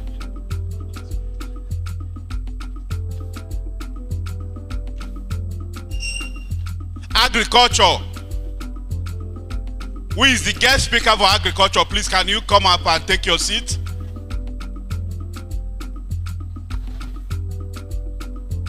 Agriculture, manufacturing. Yeah? Yes. You always take the first one. Agriculture, let's clap for him. Please, can we sit down for?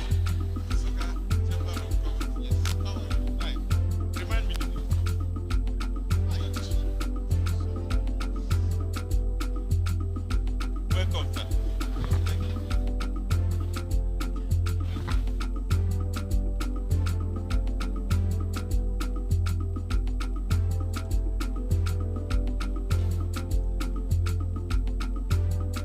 Real estate, can we have you? Export.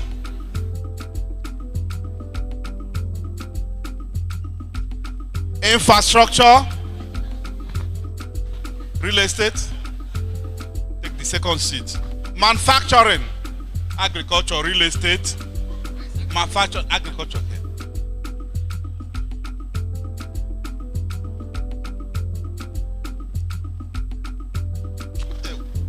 Yes.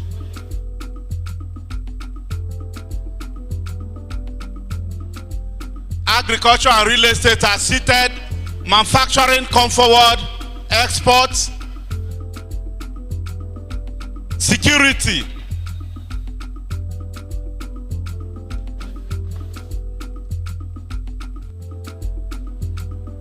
Please, let's kick off with the next.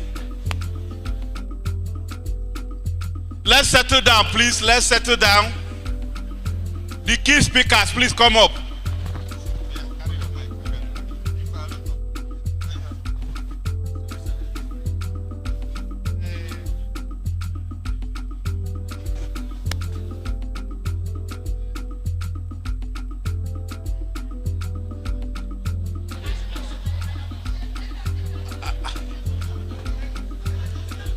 Export. Real estate, please. Manufacturing, we have now found manufacturing, real estate. Okay, our chairman is here, thank God.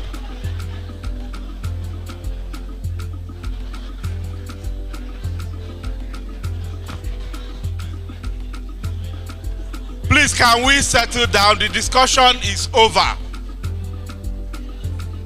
Come and tell us the highlights of your decisions so that we can produce a communique at the end of this program. Tell all your discussions as concise SEBIS.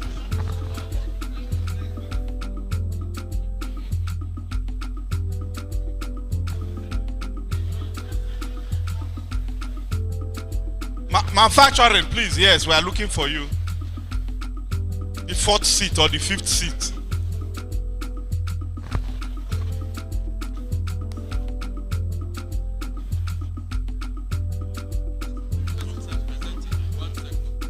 Just one person per sector. One person, the key speaker, one person. One person. Manufacturing, one person. Real estate, one person. ICT, one person. Security, one. Just one person. One speaker. Yes, free zone, yeah. Yes, we have come to the presentation proper. Please, can we have our seats wherever you are? The panel discussion is over. We are now ready for the real thing. Please, wherever you are in this hall, even if you are at the exhibition side, please come to your seat and sit down. The chairman is standing. Please, everybody should sit down. Can we find our seats everywhere we are? This is time for presentation. The chairman is standing, please. It will be disrespectful for anybody to stand. Wherever you are, find your seats. Wherever you are, please take your seats. The discussions are over. Can we sit down and find our seats?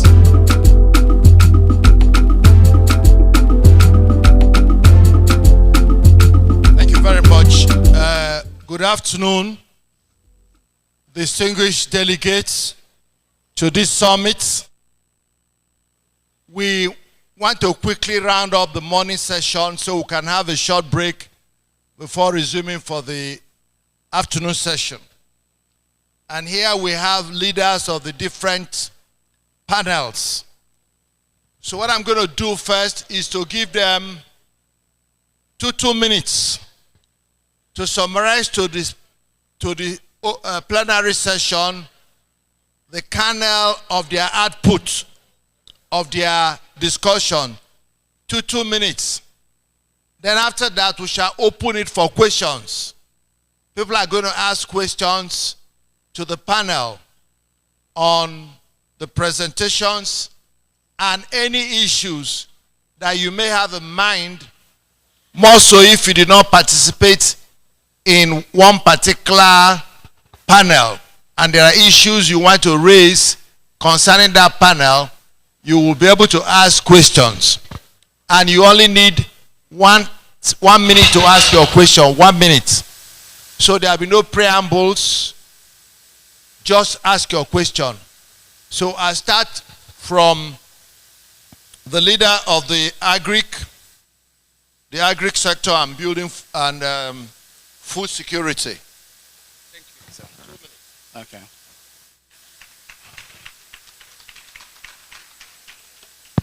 Very good afternoon to all distinguished participants.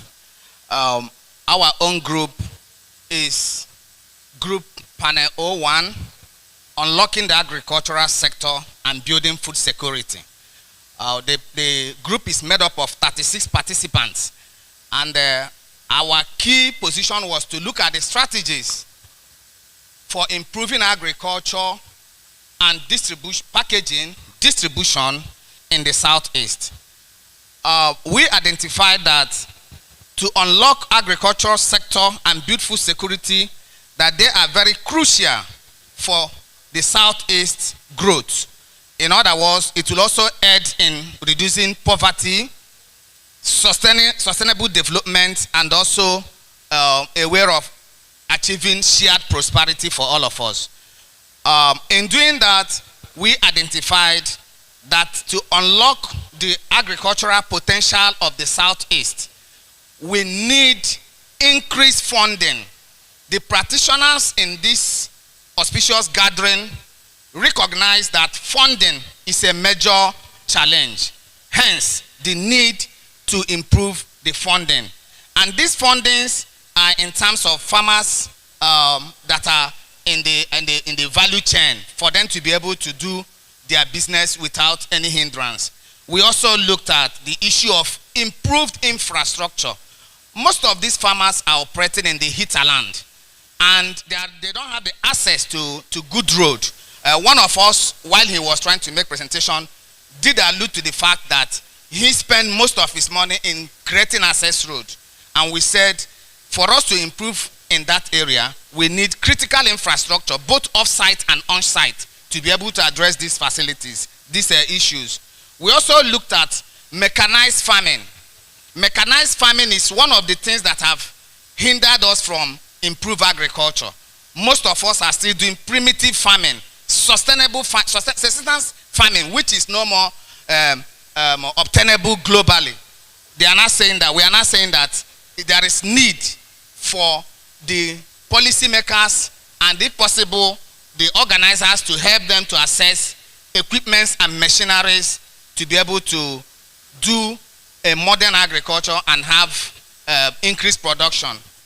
We also mentioned, looked at the issue of support, enhanced extension services. You know, these extension services are in terms of training, advisory, access to improved inputs and technologies. Then we also looked at the support, research and development. Most of us are also doing the old practice of agriculture without going into the modernization. So we look at developing new technologies and the crop varieties, in addition to the breeds, for those of them in animal husbandry, on how best to improve the agricultural production. Then, under the food security, we talked of increased food production. And we also mentioned that there is need to implement policies and programs that promote increased food production, such as subsidies for farmers, credit facilities, and insurance programs. Most of them did allude to the fact that major challenge is area of accessing facilities to be able to, flourish in their business. And we also realized that without coming as a cluster or a cluster group or a cooperative, they will not be able to do that. Then we also look at how to improve through food storage and preservations. Most of our farmers don't have good storage facilities to be able to do the preservation of their products. Then we look at enhanced food distribution. The distribution network is still very poor in the region. So we also look at how we can also do that. Then we are also talking of supporting the small, the medium, and also the big players in the value chain. Then we also look at areas of promoting sustainable agriculture. We talked about the agricultural practices such as conservation agriculture, agroforestry, and organic farming. You will agree with me that part of the reasons why the food security is not much guaranteed is because when you look around, some of us are not going into the real-time practice whereby farmers will be able to have the modern techniques, the technical expertise and whatever to be able to grow their business and also sustain it. Then other areas we look at is interventions, and these interventions are in the area of government. Incidentally, I did not see anybody from the state Ministry of Agriculture. Most of them alluded to the fact that the fertilizer came in almost end of the farming season. So we need policies, we need the policymakers to also harmonize what we have. We have the young farmers, we have the big practitioners, the commercial ones, and we have the ones that are also going in. And we also looked at the different value chain.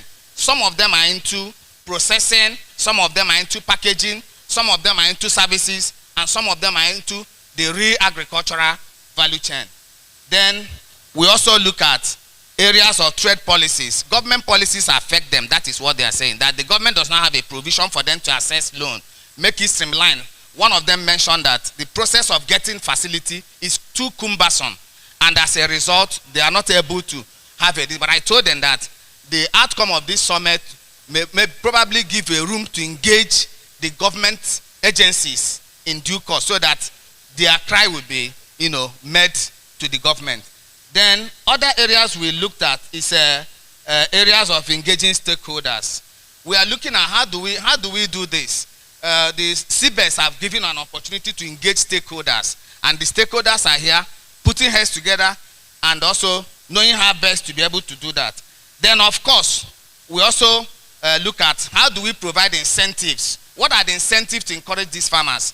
And these incentives are only embedded into the credit facilities and also enabling environment. However, we also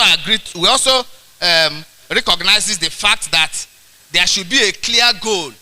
If you are in agricultural value chain, you should identify your areas of comparative advantage.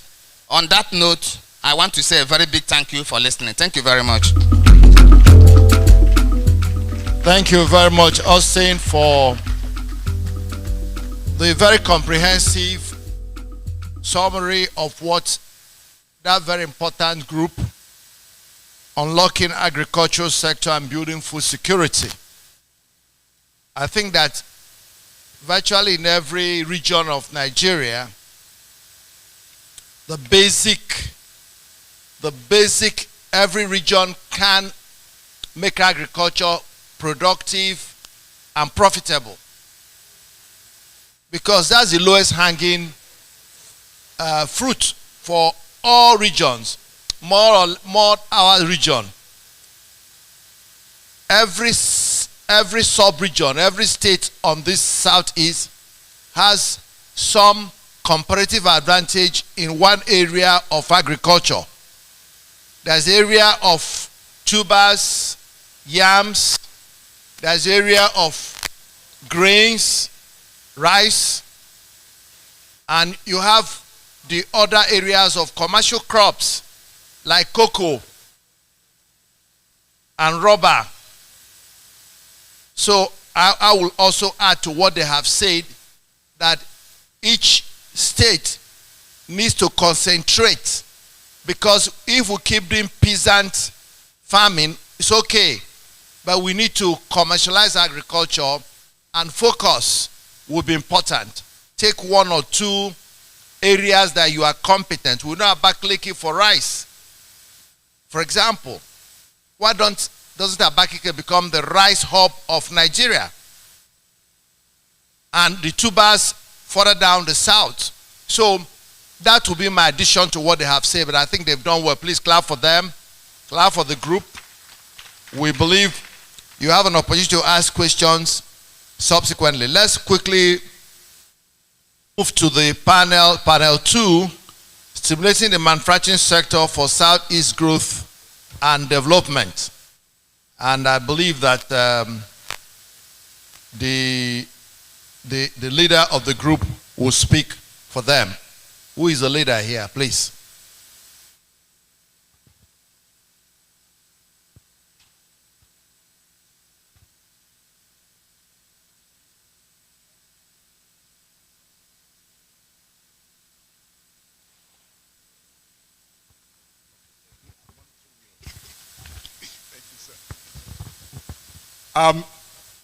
Good afternoon, ladies and gentlemen. Standing on the existing protocol, I recognize everybody here.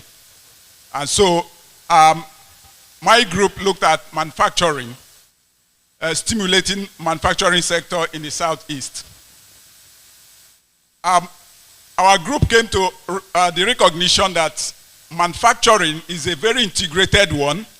We need every other thing to be working. We need agriculture for raw materials. We need the real estate, we need the transportation, we need everything to be there for manufacturing to happen. If every other thing is not happening, if every other thing is not connected, manufacturing will not happen. If you produce, it will be uncompetitive, you cannot sell. If you look at it, last year we had what? We had over 350 billion unsold inventory. Half year, 2024, we have 1.1 trillion naira unsold inventory already. We are not competitive because other things are not working. So we came to say we need data. The last time we had anything on integrated development in this area were 1954 to 1964 Economic Development Plan and 1962 to 1968, which was actually adjusting the former one. That was the last time we had it here. And that was why we grew. We were the largest, the fastest growing economy then. Since then, we've not had any. Our UNIDO program officer told us that Nigeria does not have industrial policy. And so in manufacturing, we came and said, first, we need data. He has talked to it partially by saying comparative advantage. Comparative advantage is not enough. We need competitive advantage. We need to move from comparative and then move it up to competitive. And we need data to do so. Yes, we need clusters, we need enclaves. That's part of the development plans for manufacturing. Where do we have comparative advantage? And where do we partner with all the development partners to attain competitive advantage and then get it there? So we need data, that's number one. Number two is that we talked about business plan. We need to work it as a business plan. We don't have to say, oh, there is no power, there is no. We have to plan based on what is on ground. We have people who have come to say CNG, they try to put CNG, but for you to put CNG, you need to collaborate, you need to partner. They cannot come and say, set up a CNG just for you, or set up a cluster power, independent power just for your company. We need partnership. Southeast has been doing very badly on partnership. We need to partner. Industrial parks is a way of bridging that our weaknesses. So we need to work using business plan so that you know what is there. There is no power supply, there is no water supply. What do? We must manufacture. Free zone is there. They've started. So how do we latch upon it? Now, again, lack of information. Just this Monday, on the 9th, the managing director of BOI stated that 22.89 billion have been disbursed to manufacturers. How many of those came to Southeast? How many?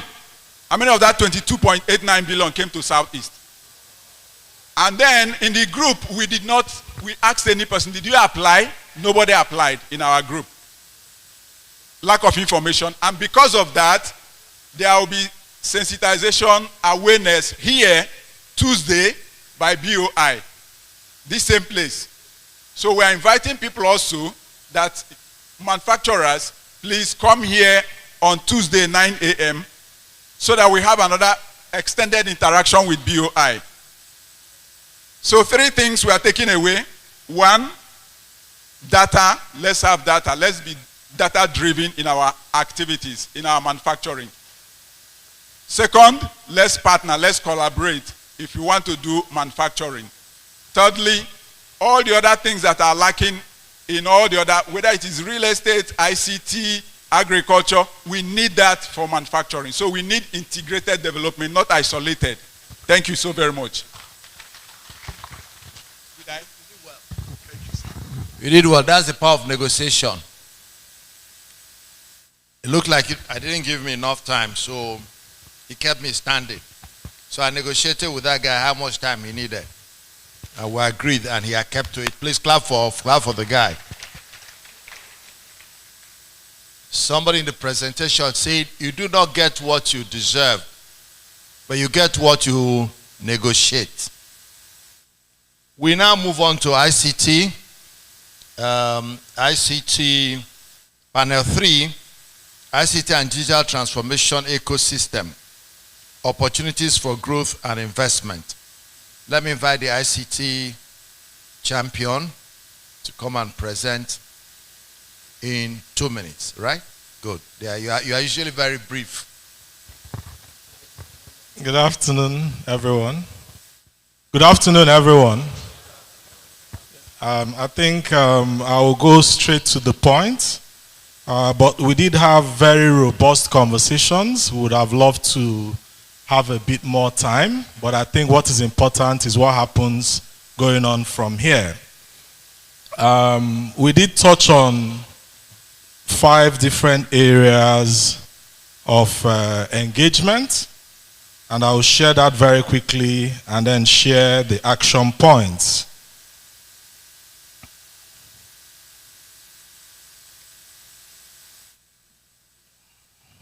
So basically we touched a little bit on, we tried to touch on policy, which basically comes from the public sector, but affects every one of us, irrespective of where we are, and how ICT-friendly policies are necessary to support our region, the Southeast, in growth in the ICT sector.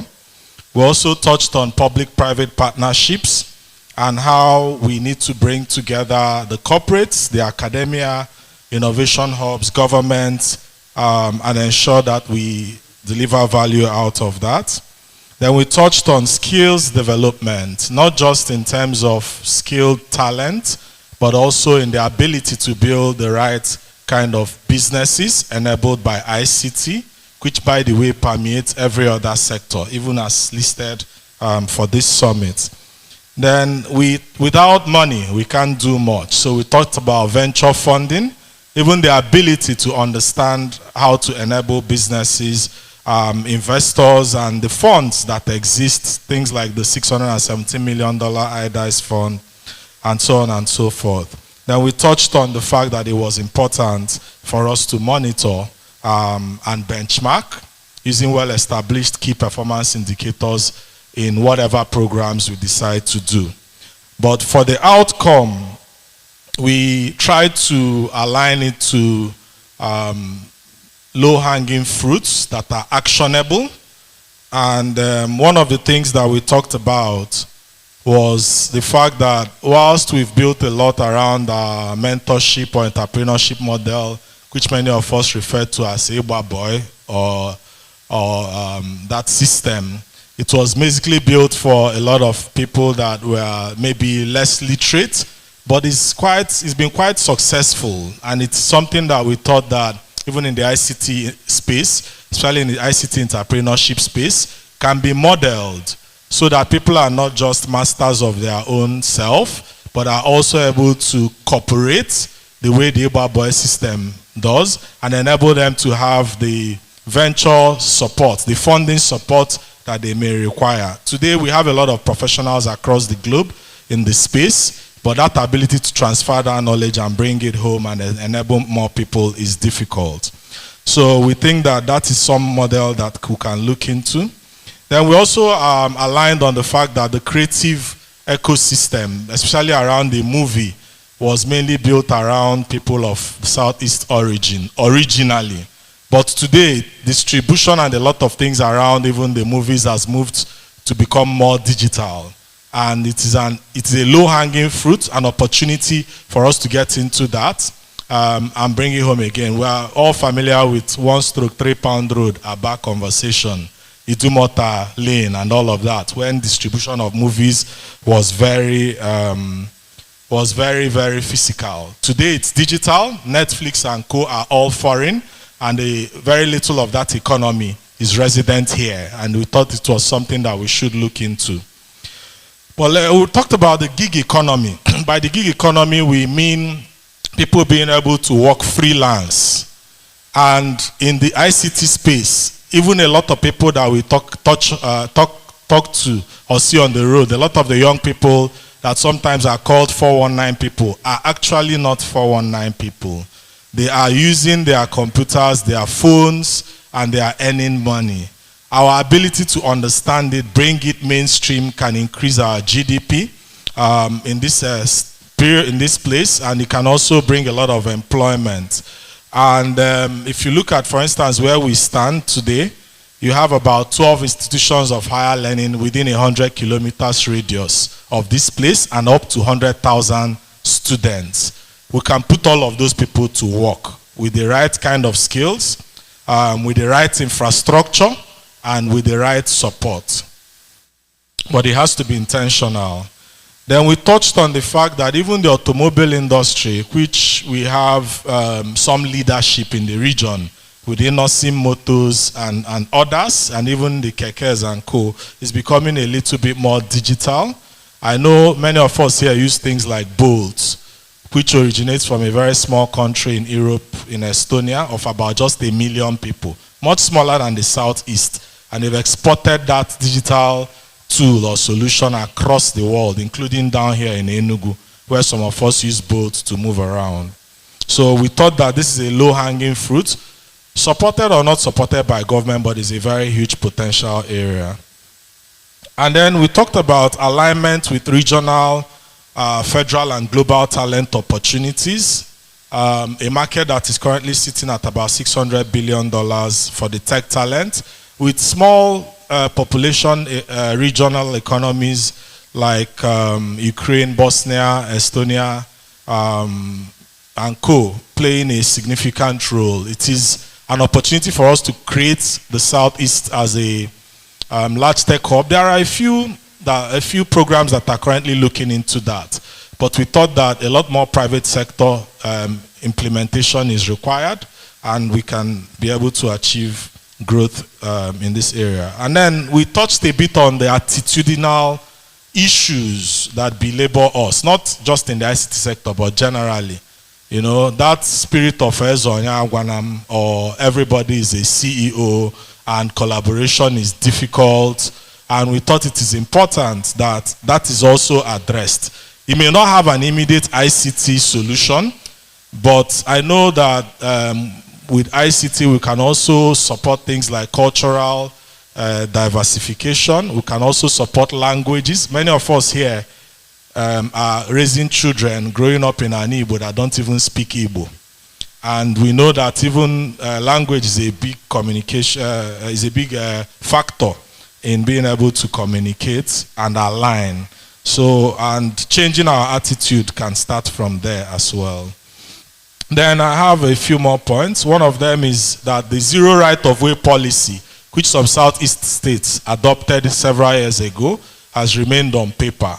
And that infrastructure is a very big challenge for us building ICTs, businesses, or skills, talent out of the region. And it needs to be operationalized. I know that many announced it maybe 3-4 years ago, but up till today, we still have very poor infrastructure services, mobile services, and as a result, broadband is not available to most people that need to build, and even the mobile data is very difficult to access without interruptions. So our digital footprint remains difficult to get at the right level of quality and impact. Then we had conversations around the measurability of our intervention programs. A lot of times we talk about foreign direct investments, we look onto regional governments, we hear the Germans, maybe the GIZs, the USAID, the British. How much of that is happening for this December? A lot of people, a lot of our billionaires, corporates in their own rights, investors, high net worth individuals will share kekes and a few bags of rice, which is okay, but there's also an opportunity to diversify such interventions in measurable ways to support a digital economy for the Southeast. So we thought to mention that. And then we talked about a joint declaration. I think somebody like me and a few of us agreed that the recent announcement of the Southeast Development Commission is noteworthy. What becomes of it and the impact to the Southeast is dependent on how we engage such regional platforms. And we think that coming together, building a community, identifying key areas that will support the development of a Southeast digital economy is critical, and communicating it and pushing it through to ensure that it does not just end in building roads or intervention programs that support poverty alleviation, but it actually moves into wealth creation, which is what the digital economy is all about. And then I will stop here, but before leaving here, I will mention that the one that can benefit, support, and leverage ICT to achieve its objectives is security, security, security. Without security, I'm afraid a lot of our conversations here today will come to nothing. Thank you very much. Thank you very much. There's something he said which I think we should take a resolution here at the end of this conference. You know, that is this Southeast Economic Development Commission that has been set up. There's always a demand side to service from government or from any institutions at all. If you let Southeast Development Commission run the way government commissions run, it will be just a cow for politicians to milk. I'm glad that my honorable minister and ambassador is shaking his head. So the only way to get that institution to work is that we take a resolution here tonight or tomorrow that that institution must be put under direct or indirect regular oversight by the citizens of Southeast. By us, we are the citizens of Southeast. This Politicians shouldn't go and set up something in our names and then use it just for their own selfish considerations. Look at the people that are appointed as the board. Check the people that are appointed at the board. They are all members of one party. And this is Southeast. Southeast is not one party. That's the first thing. And if you let them, they will turn it into a partisan thing. So all of us in our different formations, private sector, public sector, town union, groups, let us raise our voices early to call them to understand that they are not set up for themselves. We cannot be looking for a development instrument for many years. That's why there have been many private sector efforts, SEDEC, all those things have been set up and they were not funded, so there was no way they could survive. Now, government has set up one that will take money from federal government, take money from state government, and take money from other agencies. We must own it. Ndibo, we are too concerned with individual activities. We allow the collective to suffer. I am sounding this one in based on what this young man just said today, that we must take ownership. I don't know why their head office will be. Probably it will be in Enugu. I hope it won't be in Abuja. It will be in Enugu. Sam, you've read it.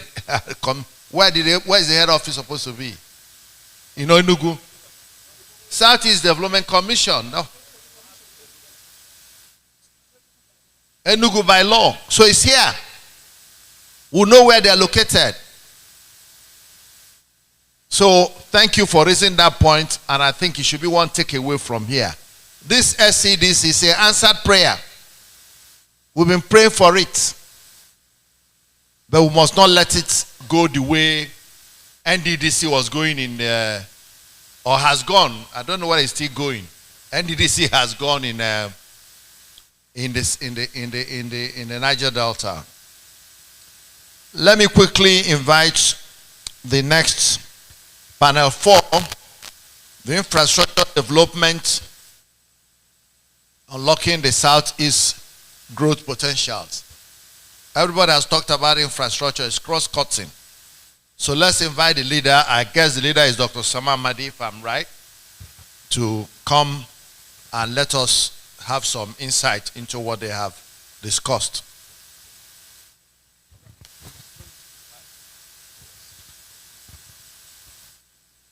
The leader has given me 5 minutes. So let me, transparency, make an answer. I don't need more than 5 minutes. Okay, thank you so much, sir, and thank you. Our group on infrastructure, I think since ICT has spoken much about that, we focus on electricity, rail, communication, but not too much deeply, of course, education and health. We know there are 2 broad classifications of infrastructure, economic or physical and social. I think on electricity, the good thing about Southeast is that we have comparative advantage of 3 types. 1, we have the resource, gas availability is big here. And I know that many people will talk about renewable energy, but we should be pragmatic that we need to optimize the value of gas to power. And since the federal government has made gas our transition fuel for net zero, we should build on the availability of gas for both grid, off-grid, modular, and microgrid. The second advantage we have is that our small size is an advantage. It means that our Southeast can actually be a market. So you can talk about Southeast electricity market, even as you have maybe states. The third advantage you have is that we have convergence already of both formal and informal platforms. So we have the Southeast Governors Forum, You now have the Southeast Development Commission, and of course we have informal Southeast traditional rulers. So institutional framework for a regional market exists in terms of both formal and informal structure. We talked about the state of play. Southeast, even though we have access, we have resources for electricity, we have very limited consumption. In fact, in regional terms, we are probably one of the, apart from Northeast, I think we suffered most. Enugu receives about 74, no more than 72 megawatts every day. Imo, maybe 80 to 102 or 105. So cumulatively, Lagos, Eko alone receives from the grid every day about 400 megawatts. So Eko alone consumes or supplies more than all the Southeast states put together. So the energy per capita is very low in Southeast. So that creates opportunity for the needs, the demand for power. By estimation, we think that Southeast economic and developmental agenda will require up to 15,000 megawatts scaled within 5 to 10 years. So what that means that, and that is prudential globally, every year we should be able to add at least cumulatively 1,000 to 2,000 megawatts, which is actually the minimum required for, you know, to meet the energy supply gap. Again, let's not forget that as we get more power, the demands resurrect. So you keep on having more demand for electricity. So 15,000 megawatts in 5 years is a goal. Again, the critical issue here, of course, we talked about energy mix. We have, apart from gas, which can come in different forms, we have solar, we have significant biofuel, we also have, so we have renewable energy capability, energy mix. We see the new Electricity Act as an opportunity for rapid scaling up of power assets. Part of the problem has been that the electricity has been so centralized and states cannot play. But with this new act, Imo State, for example, has set up its own Electricity Act. They have set up a commission. Enugu has finalized, in fact, Enugu has got full regulatory license from NEC to self-regulate. Anambra is still coming up, I know. Abia is, the House of Assembly is debating their own act. And we've worked with them. The problem here is that because of the small nature of these states and their socio-economic condition, it might be difficult to have good private-public investment in those states because of scale of economy. And transmission bottleneck is a problem. The Transmission Company of Nigeria is still a national asset, is nationalized. So each of the states that are running their own independent regulatory electricity markets are going to have problems, you know, attracting big investments without the assurance of transmission facility. Even geometrics is still struggling. So our advice is that Southeast should be a place where the Southeast governors can create a convergence, a regional electricity regulatory framework. Why it's important is that if there's a standardized protocol across all Southeast states, which means the licensing law in Anambra and Enugu and Imo and Ebonyi and Abia are all similar, then it makes sense for an investor to put a 400 megawatts plant in Enugu, knowing that he can't sell all those power in Enugu, he can sell intrastate to Imo or to Anambra. So the Southeast should be a natural regional market. What's missing now is a regional regulatory framework. And we think that the Southeast Development Commission, even though it's not what we wanted, we had wanted the governor, the last summit, we had wanted the governors to recreate what Emma did with the Eastern Nigeria Development Corporation, which is a Southeast-owned development corporation that is legalized by each state. So the same law enacted it in Anambra, we recognize it in Abia, Imo, so that you can put together an indigenous developmental state, invest in infrastructure, rail. But with what we have today, we can leverage on it to get them to start thinking around a regional electricity market and invest in developing the regulatory framework and the policy framework and the convergence. And then there will be private investment. The market, Southeast has the per capita to sustain a market. People can pay if they have electricity. Now on rail, we think that, and this is natural, rail, like electricity, has the same infrastructure regulatory requirement, which is you have to have a regional rail. Although each state can have, if they can't afford it, their own, spur, they have their own investment in trains, but there must be a one rail line. It can't build multiple rails. In fact, rails, the economics of rail is that it has to be a monopoly. What you can now privatize is the services. So whether it's in Europe, anywhere in the world, only one rail. And so it's now time for Southeast Development Commission and this platform to begin to, and good thing, a lot of work has been done. Ogareg, all of them, Batinajidem, there have been Senko, all different framework, the South Alibo Development Financing Framework. We have the framework.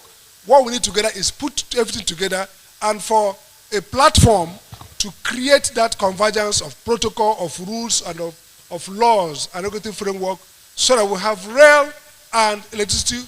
We create the resources for industrial takeoff, for manufacturing.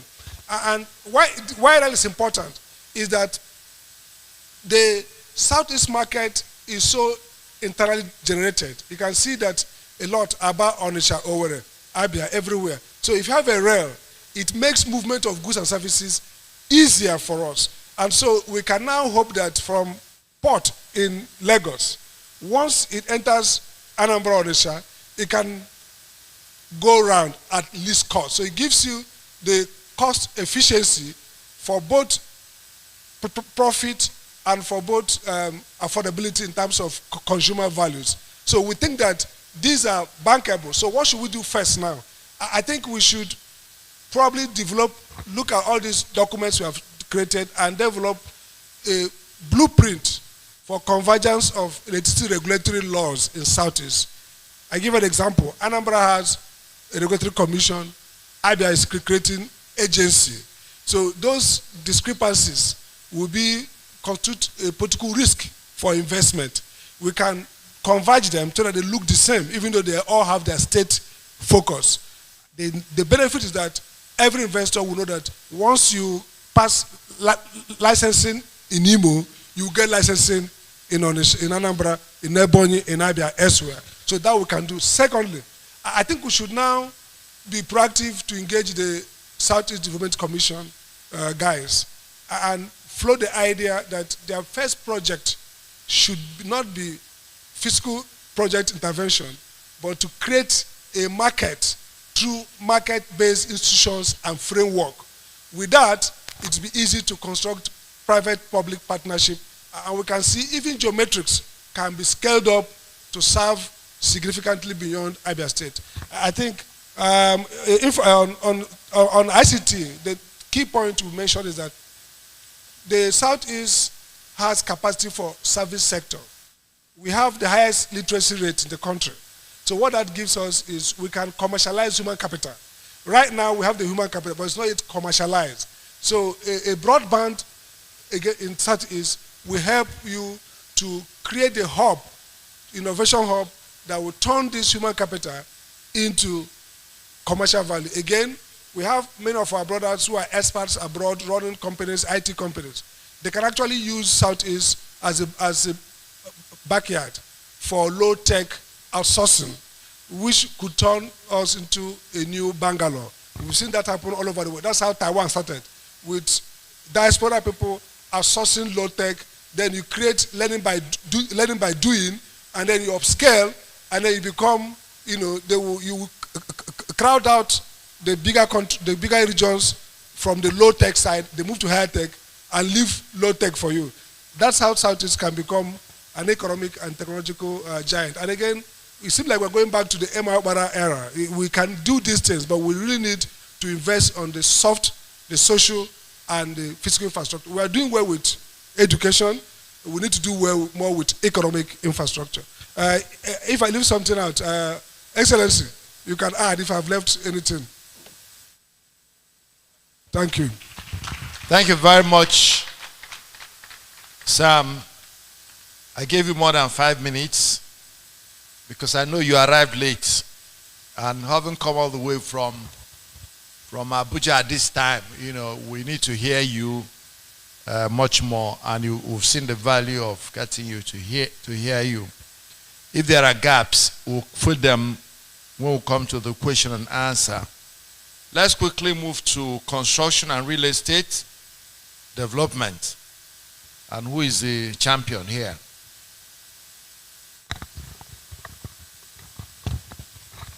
Good afternoon. Let me stand here.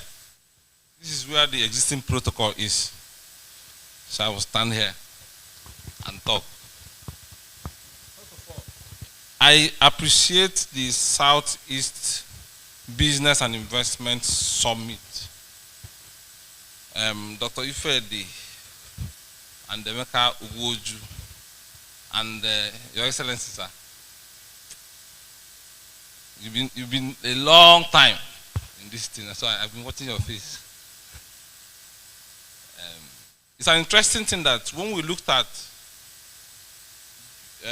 construction and real estate development, building partnership for mass housing development in Southeast Nigeria, is Ndi Igbo we are talking about. These same people, Southeast Nigerian people. And our group, we had people with knowledge. They were throwing up these issues, and it took me to us to understand that yes, we can only talk about easily pick up the things that need to be done and then begin to look for how to do it. The only statistic we have is the mantra of mass housing in Nigeria. We have 27 million housing deficit. That means Nigerians need 27 million houses. From the economics perspective, I don't know whether it's an effective demand or a statistic that is thrown out there for purpose of talking, or is it a finance perspective? Bottom line is that if we have 27 million people with money looking for houses, we will not be here today. So it means that we might have to now do more work to know exactly what kind of deficit we have in housing, especially in the Southeast. That work is outstanding. And if we want to make it a deficit, we have to make it a bit more realistic. Because some people also have 3, 4, 5, up to 20 houses. The key issue that was thrown up was titling. There is a direct relationship to titling and government revenue. Borrowing from Abuja, they say they have Abuja Geographic Information System. And I'm aware that some states also have Geographic Information System. That would be the basis to manage titling and give C of O's. Now, the practitioners in real estate development are saying that they can provide mass housing faster and better if government give them title. But they're also saying that the fees and taxes for these titles are usually large. That if the government can give them these titles or the fees to make them pay a token with which they will now go and have bankable titles to raise money to pay up over time, it would have been easier for them to provide solution for housing. Then, this is number one, summary of number 1 point, which is titling. Give us bankable titles. Give us C of O's. Avoid double allocation. Make these things easy for us. So because of time, I will go to the second point, which is construction. Under construction, there's no gain saying building materials is now very expensive. The need for alternative solution, which probably we'll have to go back to manufacturing and say, how do we find local materials we can manufacture and make things easier and affordable? A lot of arguments are coming up against our brick and mortar. My own dear brick and mortar, I like cement. I don't think it has been established as anything better than our cement. Now, the main elephant in the room is permits. So somebody said permits have high costs, but in the course of the debate, we found out that permits do not really have high cost. What we have is multiple taxation. So you start from the lowest level, the community, the homeowner. Some of them are wielding anything. Some of them are wielding deities. So when you come to a land and you buy, some other guy will show up with either a machete or a masquerade to chase you out of the land because he said it was sold in his own na, but they did not share the money to his own mbuke. Therefore, you need to pay him again. That's another problem. There are local government taxation for construction or permit, and some state governments have more than one. So local governments have more than one. So you don't know who you are fighting. These problems are bigger than individuals, and it impede progress in housing development in Southeast. Now, we have what they call quackery because of houses that are falling. And I'm saying government should do more in regulating this quack.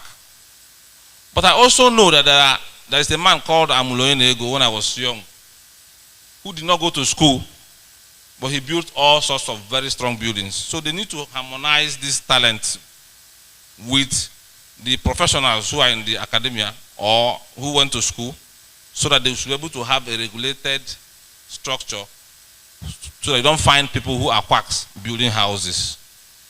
That will save cost, especially to Nigerians in diaspora who always have issues with sending money down here and finding out that the houses they got is not what they bargained for.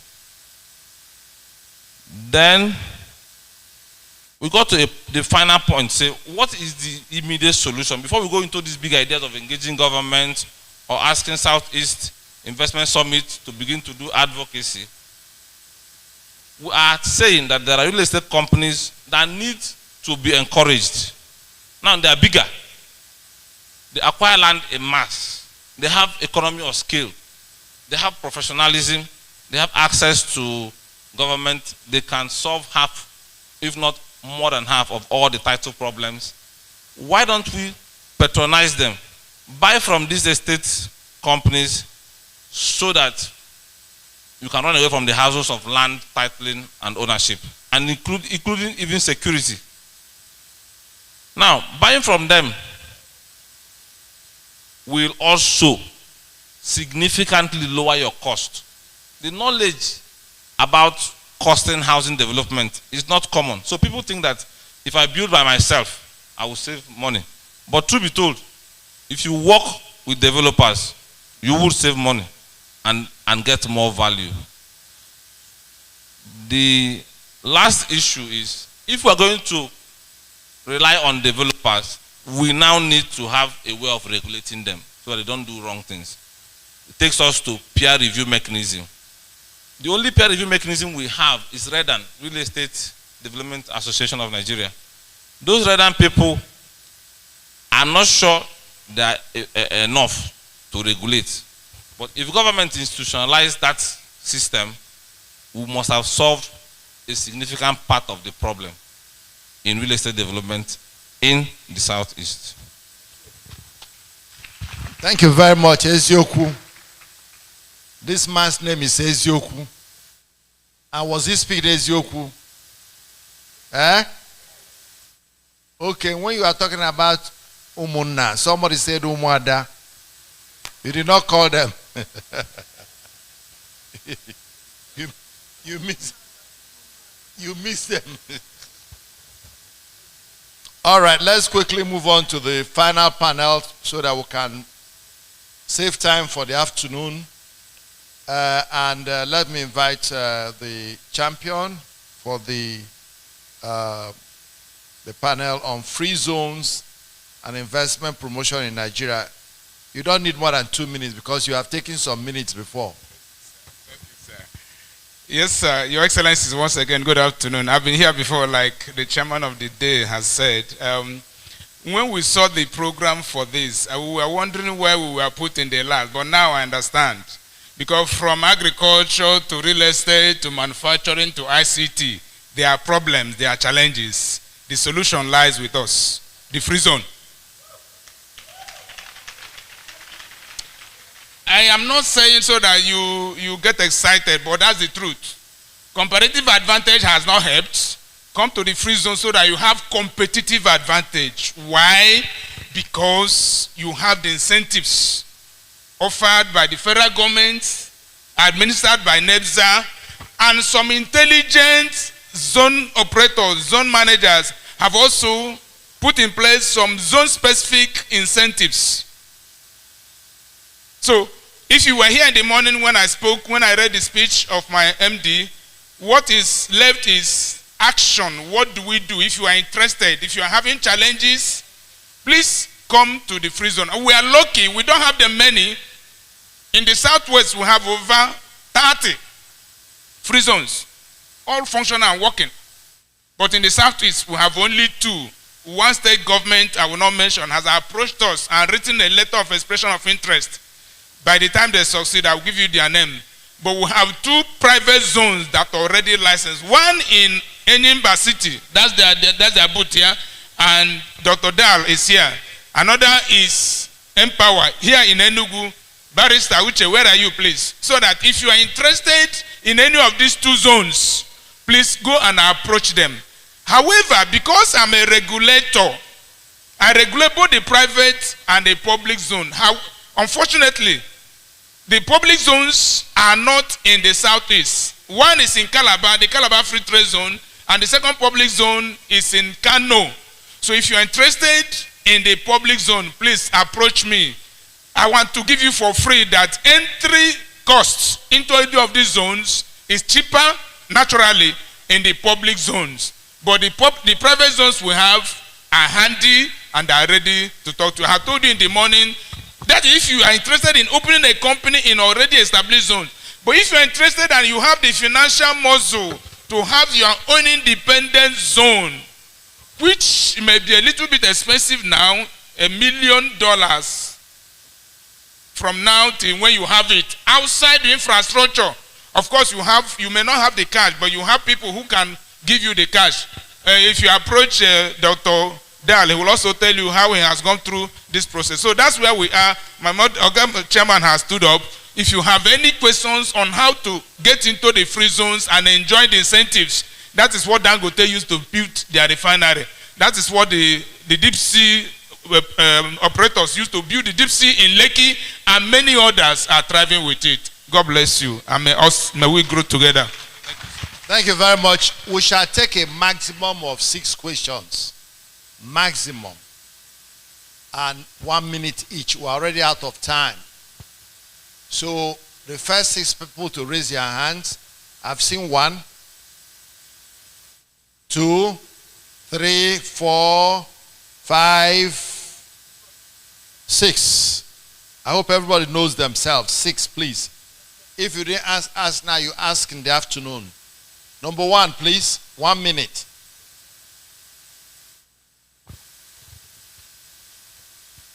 MC, do you have a mic to give him so that he doesn't travel 1 mile to get here and lose to 1 minute?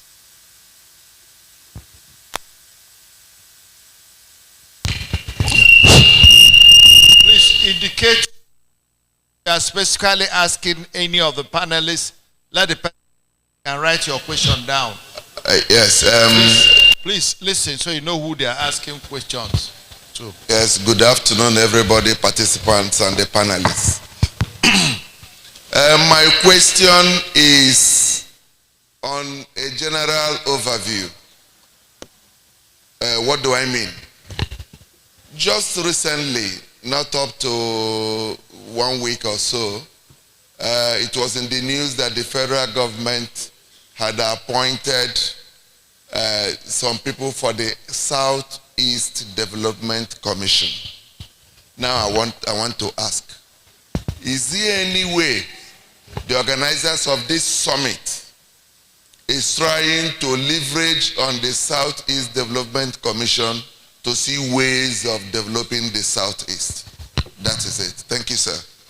Thank you. I had already thrown that question. I've already answered it. We are already going to do that. The private sector groups, and I'm sure Ifedi will also make a comment on it. But I have said it's the first thing we're taking out of here. A decision to confront them and make sure we present them with propositions.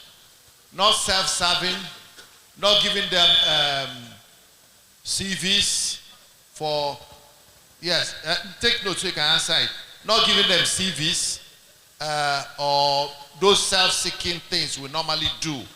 Let us focus on what is best for us. Number two, please note it. Number two, yes, here please. Who's this?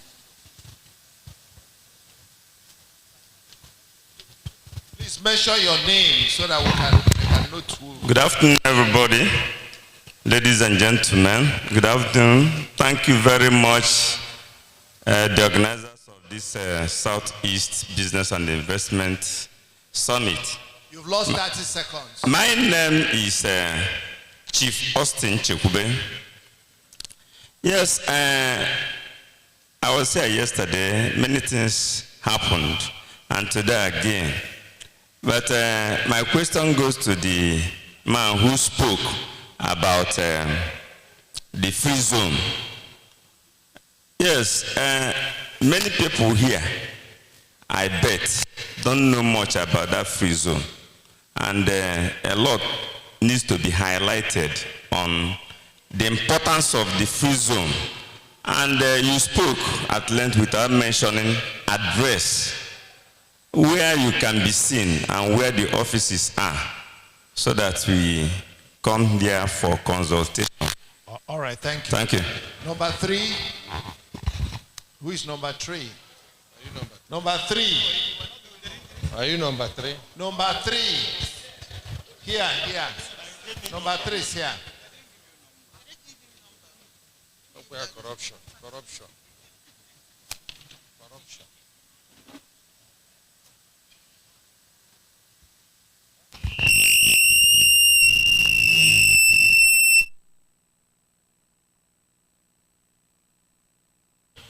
My name is Obina Doze Ani. My question is on the digital infrastructure, ICT. When I moved from Lagos down here to the east, my first and biggest challenge was poor digital infrastructure, poor network. So I kept wondering, why is it that we don't even have a telecom company headquartered here? So the services are just poor. In banking, whatever thing you want to do digital, the services are too poor. And that's why the best of our talents here are moving to other places. So we don't have the infrastructure in the Southeast. And then when you talk of hubs, digital hubs, so the performance is too low. I've not seen any ICT company here that attracted at least $100 billion investment, $100 billion investment. But you have all of them attracting $300, $400 billion in Lagos. So because the infrastructure is there. So what can this summit or anybody do? All right, it's in that been front? identified as an opportunity for investment, both private sector and public sector investment. So it's noted. The ICT man may also make a comment. We'll take number 4. Number 4. Thank you very much. My name is Simon Kambaga. My question goes to the panel on agri, the group on agri. We are all aware that in recent time there was an issue that tended to tear apart this country, and that is the issue of management of our livestock, especially the movement of the animals. I want to hear how the Southeast is being organized to have one general policy to be able to create what we call ranching for the growth and the development of our cattle rearing. Thank you very much. All right, thank you. Ranching and livestock opportunities. Number 5.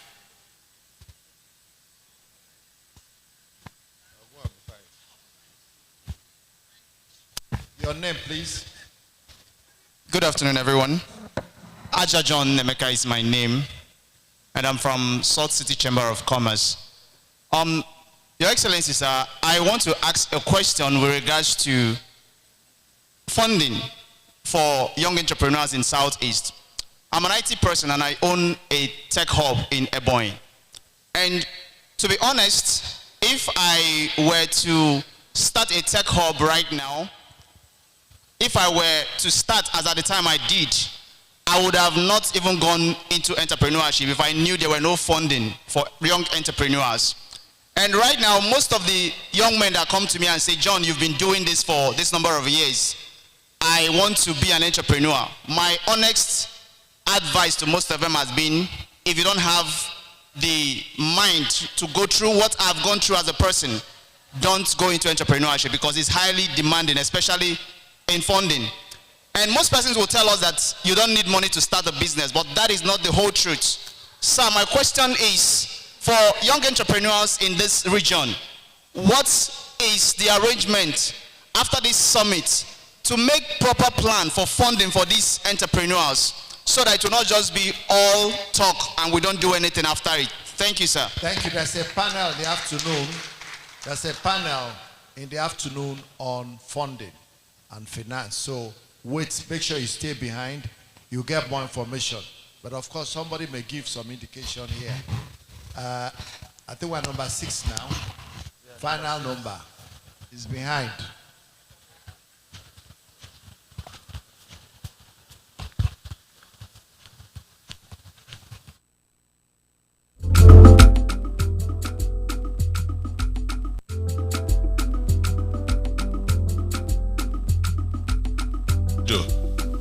I have 2 short questions. A general question, then a question to the real estate group.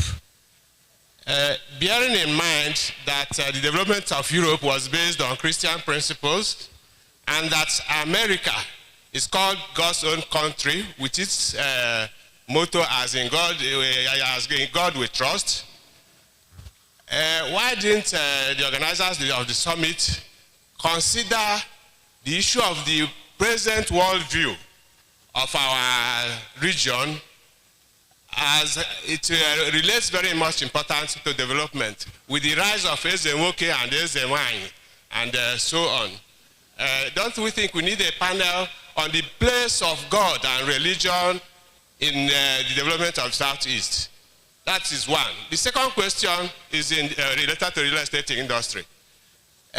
From the era of Eastern Nigeria Housing Development Corporation to Eastern Nigeria Eastern Nigeria, yes, East Central States, before it metamorphosed to Anambra, Enugu, Imo, and the rest of them, we know that the housing corporations spearheaded the development of mass housing all over the areas.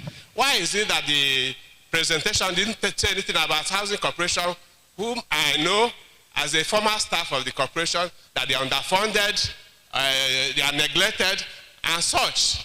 The provision of housing for the real masses is really a problem. Somebody in the presentation, it was said that we have a large market and that the money is there to buy houses. The money is not there. We don't have a working mortgage system. Please ask a question. So the question is that why are housing corporations neglected in the scheme of things in the real estate industry? Thank you. Thank you. I hope somebody noted the question. That is the much you can take, but I hear there's a sponsor here who wanted to ask a question. Is he among the sponsors that will speak? When you come, okay, when you speak, he will make a comment. So can we take, who are those who have answers to give here? You have an answer, 1 minute. I don't know whether it's the one that has to do with me. The one? Okay. Very good afternoon again. My name is Augustine Onyekwel. Sambaga, you did mention management of livestock and also ranching.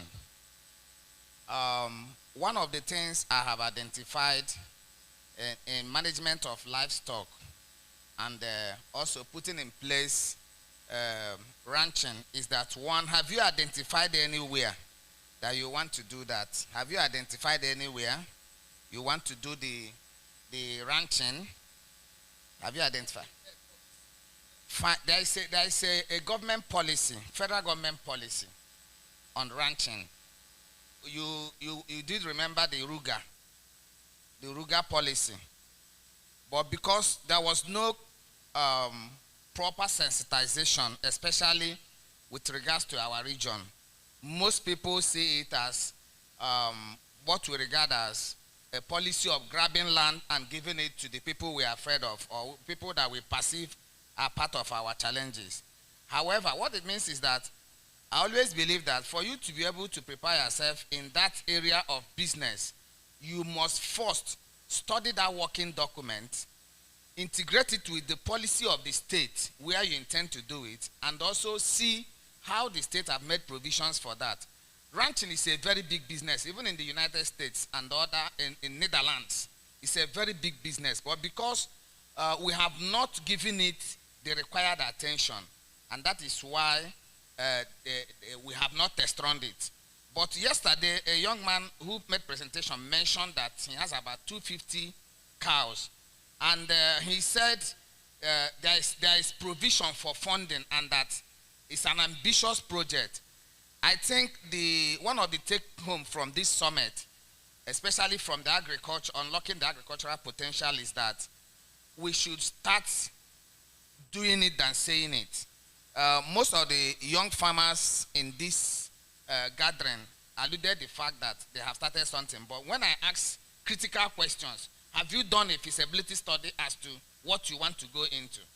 Have you been able to set up a business plan? Have you been able to have a financial inclusion by way of a financial report as to what you are going into? Have you identified the place?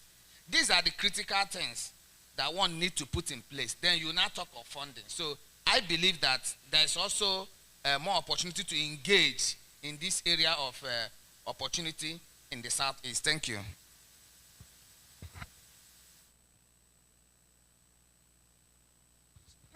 I just wanted to say, to encourage the new Southeast Development Commission. Of course, every government creation is a creation of politics. But nevertheless, it has institutional framework. I spoke with the chairman. He called me last Sunday or last Monday.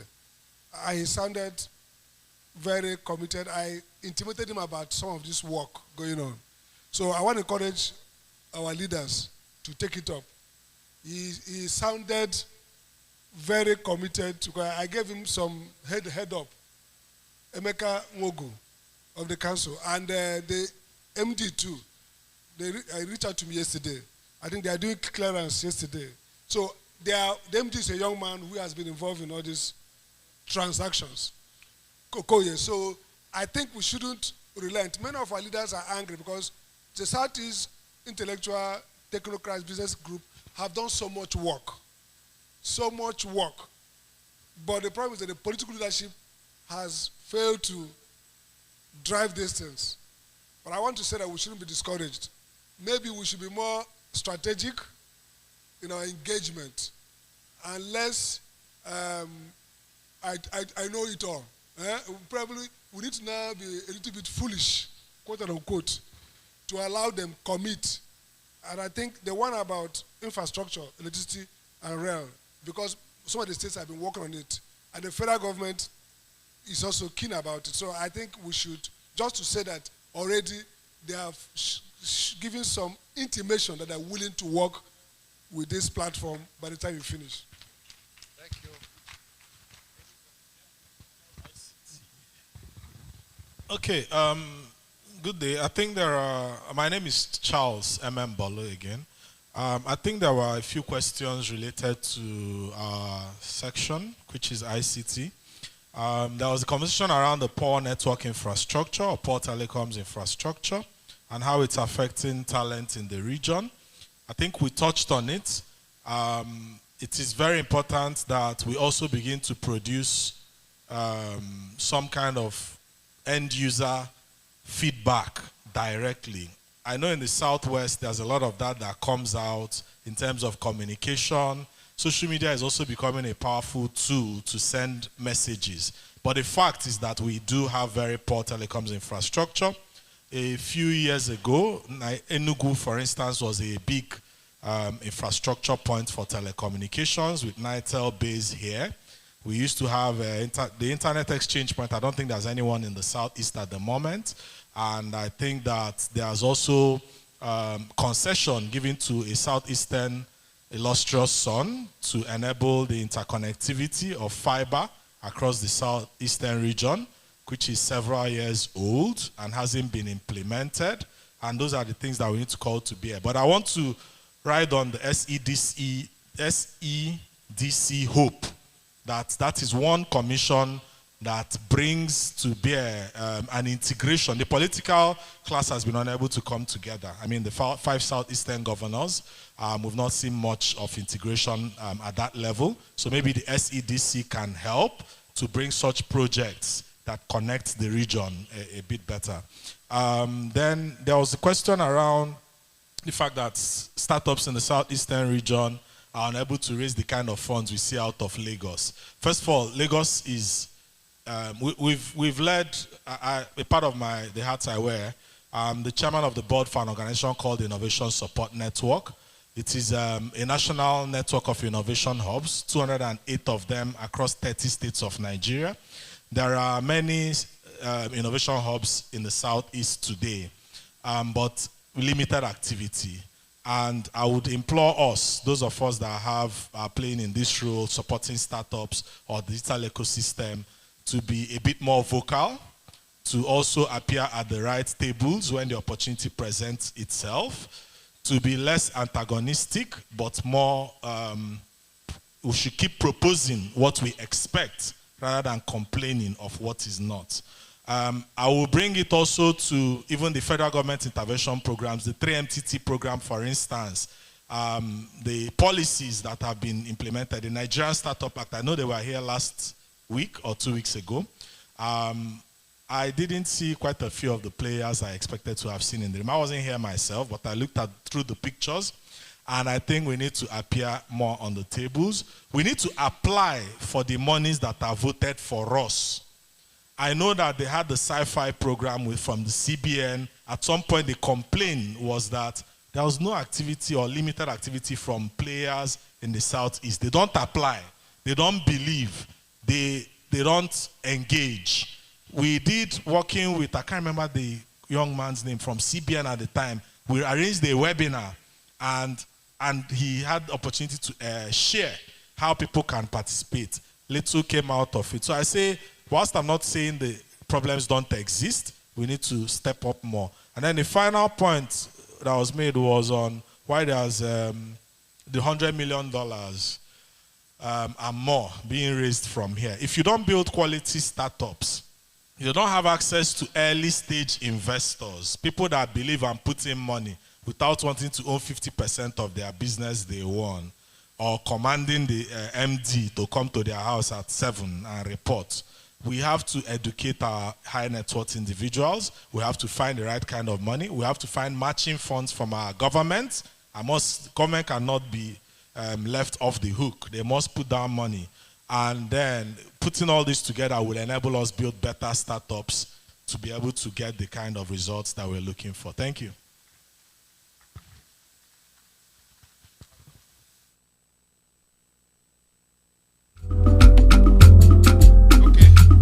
The question on what is it that the free zone will benefit us. I was thinking without the grammar we threw out in the morning. Should I speak in pidgin English, sir, so that I break it down? With all that I said, somebody say asking what are the benefits. So permit me to speak in pidgin, if you don't mind.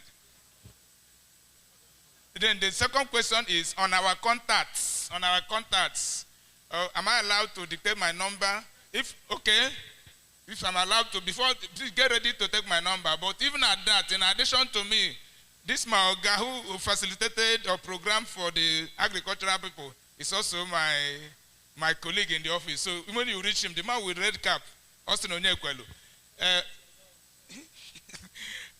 Dr. Dal is here, is a practitioner already, so he knows the workings of the free zone. What he cannot answer, he will direct to us. Barrister Uche, the man that asked the first question, is also a practitioner in the free zone. Yes, in addition to that, after this, when we are going for eating, I will be there, so that if you have any other specific thing, please come, let us trash it out. My number, 0703 750 2109. 0703 750 2109. Thank you so much. All right. Dr. Kwenwa, you can come up and call the people that will make the comments, then we'll take some pictures. Thank you. I think mine is our engagement with the new Southeast Development Commission. Coincidentally, 3 of the members, including the MD, were supposed to be here. As a matter of fact, they were paper presenters and discussants at this program. But immediately they were announced, we found that it would be almost impossible for them to come. So we will engage them, definitely. As the first ones that are sworn in, we've called them, they've acknowledged what we are doing for the Southeast, and they have promised to work with us to move the Southeast forward. You see, our major problem as a people is our problem of non-engagement. I don't believe in this idea of marginalization, because what we are doing ourselves is more than what other people are doing to us. Most of the time, there are calls for submission of proposals. None, most of the time, come from Southeast. The agencies, the federal agencies who are here, will tell you that we don't meet up with the demands expected of us. So if we allow the SADC without engaging them as businesses and as practitioners, we will allow them to be a channel for moving funds away. But when we keep engaging, we engage them and they see what we are doing. We present programs and proposals. We already read the act of establishing the SADC. We know what is expected of them. We will engage them. We will come with programs. We will come with projects. We are not going there to seek for appointment or anything. We will go there to demand that these things, based on the enabling act that established them, that you will do this. And when they fail to do, we shout. But initially, we are not going to shout. We will engage. We will talk. And when we talk, we provide proposals. We bring statistics. If you are doing anything well, because like I said, the report of this summit will come before the end of Christmas. We will not wait for another 6 months or 1 year like the other summit to produce a report. The report will come immediately. The next thing is identification of programs and projects. We already have a committee that are handling issue of projects and programs for the Southeast. And when we do this, we will now sit down with SADC in line with your enabling act. This is what we have on the table for you. And then let us engage and let us continue to do. But let me equally ask us, I'm happy a lot of businesses are here. Please, when there is a call in area you are doing anything, please respond. And that is the reason why we are moving forward in the first quarter of next year, we want to set the Southeast Trade Center. What are we going to do there? To provide info, to provide statistics, to provide assets, to provide linkages, so that if you hook to our platform, you will know of every request made by every ministry, agency, and parastatal, the international agencies, where you can put in and apply. We even bring requirements expected of you as to meet up what is expected. My brother here has said that most of the time we don't even have business proposals. We don't have business plan. We don't have financial plan. And we believe we will submit a proposal. You are called to submit a proposal. The ones that will react, we call them themselves in the office, he and his son, and probably the PA. They write something, wishy-washy, and submit. They will not approve it. So we must follow all the processes, the due processes. And that is why we will have enterprise promotion agency. So that those enterprise promotion agents will be experts, aggregating them. You can consult them. You can be able to help you, guide you to the standard, the way your proposals will meet the expectations of the agencies. And that's why we are going to engage these agencies here, and that's why they are here, as a matter of fact, so that we will be able to know their requirements, so that our own people, when they apply, must meet every requirement. And if you meet every requirement, if they don't give you or approve of your program, then we will now cry out that they are neglecting us. But this time around, we are to blame ourselves because we are not meeting up with that. Some even say that they even go to extra extent of calling our people on phone, writing them and calling them on phone for them to make presentation. You will not see anybody. So let's not have this sentiment of the fact that somebody out there is not taking us serious. Let's first and foremost take ourselves serious. Let's first and foremost meet up with our expectations of us, and then the rest. SEBIS is why the essence of us coming together. These were all professionals and businesses. We are not politicians. Most of us, if you are active politician, we ask you, please step aside from politics. Let's do business. The business of developing Southeast, and that is our goal. Thank you very much. Yes, we definitely have to give some few minutes to the company, the organization that partner with us. They did all the registration, they did all the ticketing. They are fintech experts, and it's headed by their president, founder, CEO, Mr. Nathaniel Ikechi, to please come and have some few minutes and address us.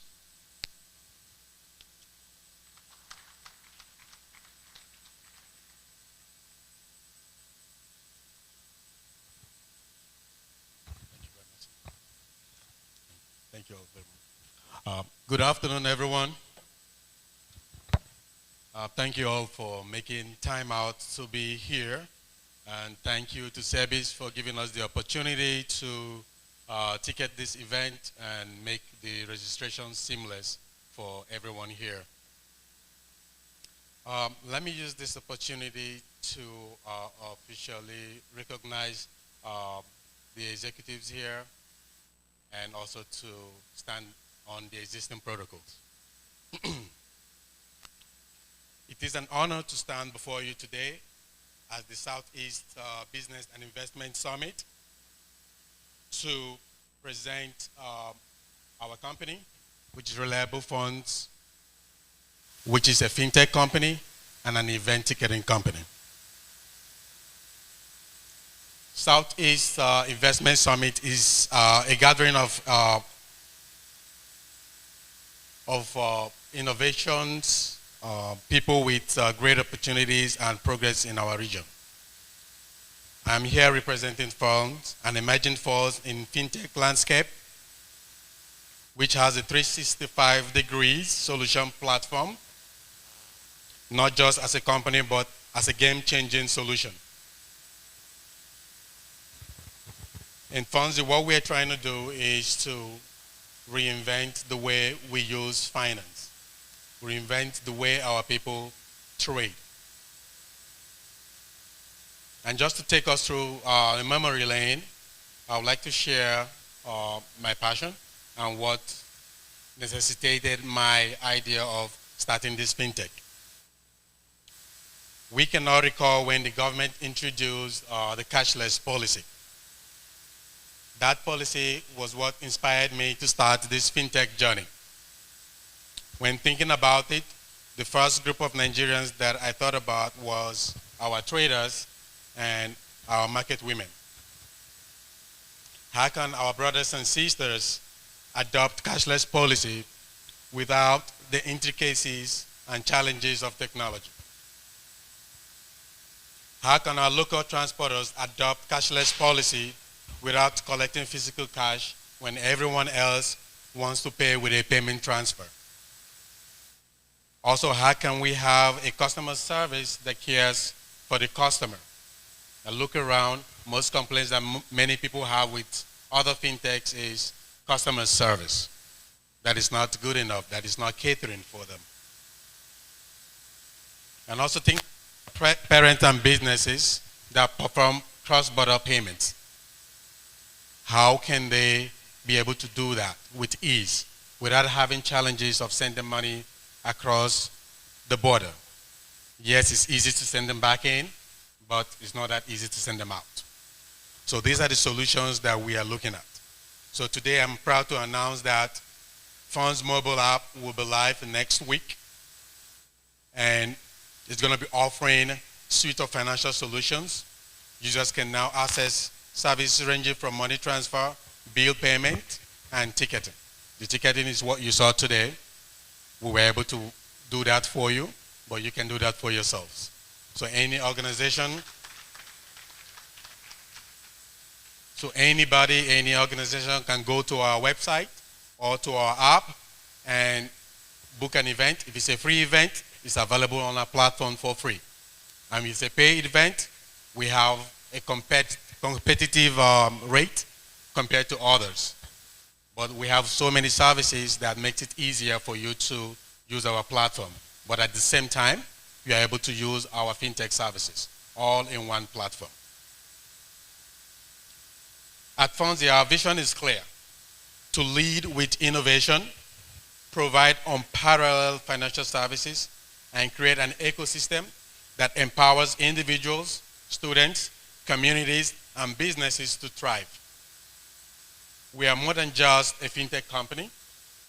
We are a platform committed to bridging the gap and creating a seamless inclusiveness and secure financial experiences to every individual, from tech-savvy entrepreneurs to underserved communities, which is why our focus is for the unbanked and underbanked population.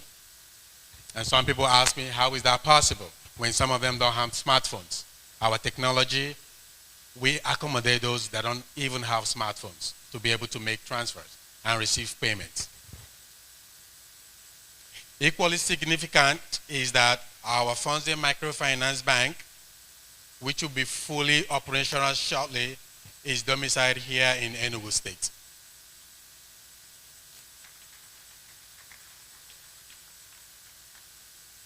And being in Enugu State means that we want to start to show our presence here in Southeast. And gradually we're going to expand to other states within the Southeast to provide loans and other financial services to businesses and individuals. And why Fonzie and why now? Let me draw our attention to a few key highlights that set us apart.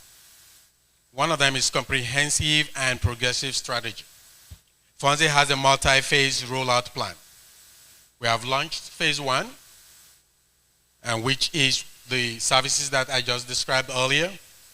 In our phase 2, we're going to be launching our POS, which will be solar enabled. And the reason we made it solar enabled is for small businesses who do not have any access to electricity, and they're on the roadside, and they need to be able to make transactions. In addition to that, our POS is going to provide a QR code to make it easy for those of us that are not tech savvy or navigating how to punch in the payment. We'll provide them free to all our users, and anyone who is transacting with them, all they need to do is just scan the QR code and complete the payment, and they can get their alert and keep going. So our customer service, we work with these businesses to make sure that they get all these services. And then talking about customer service, one of the concerns a lot of people have talked about is they don't even know these companies. They don't know where they are. But we're going to do ours differently. We're going to have strategic physical locations where people can go in, complain, talk to somebody physically, and get their questions answered. And this customer service would help all these businesses to get fully set up to use our POS systems and other services. Now, we had a meeting with the Minister of Science and Technology a couple of days ago in Abuja, and we were pitching to him this fintech. And we talked to him about the cross-border payment, which he was super excited about. Now, it's not just a cross-border payment, it's a multi-currency wallet where you can hold different currencies of different countries.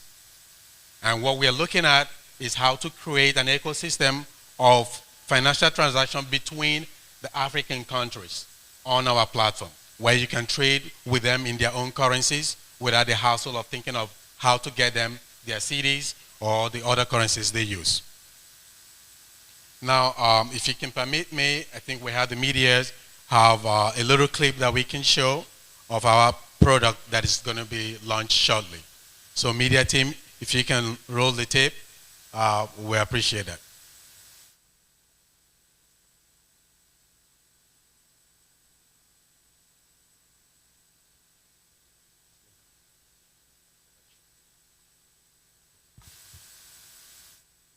Media team, do you have it? Okay, thank you.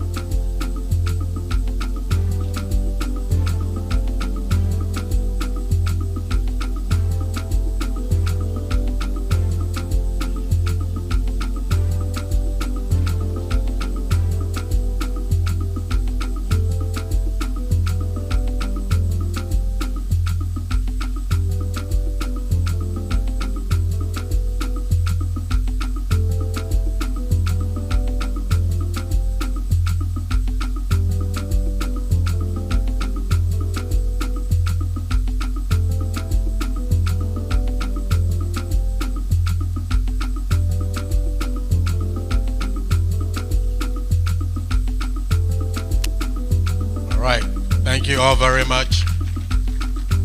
And we hope thank you for being a member. We look forward to seeing every one of you on our platform as soon as we launch. And we'll reach out to everyone to let you know that we've launched. Thank you all very much. God bless. Thank you very much. Who is the second person so we can shut down now?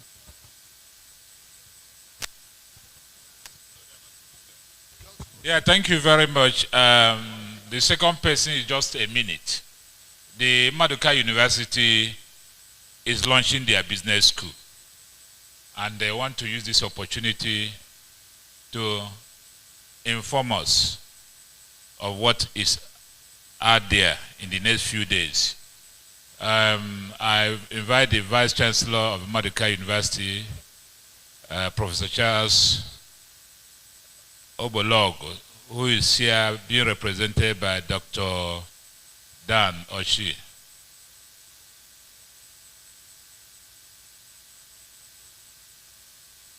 Dr. Dan, I'm giving you 1 minute so that we'll go for lunch and then come back for the second afternoon section.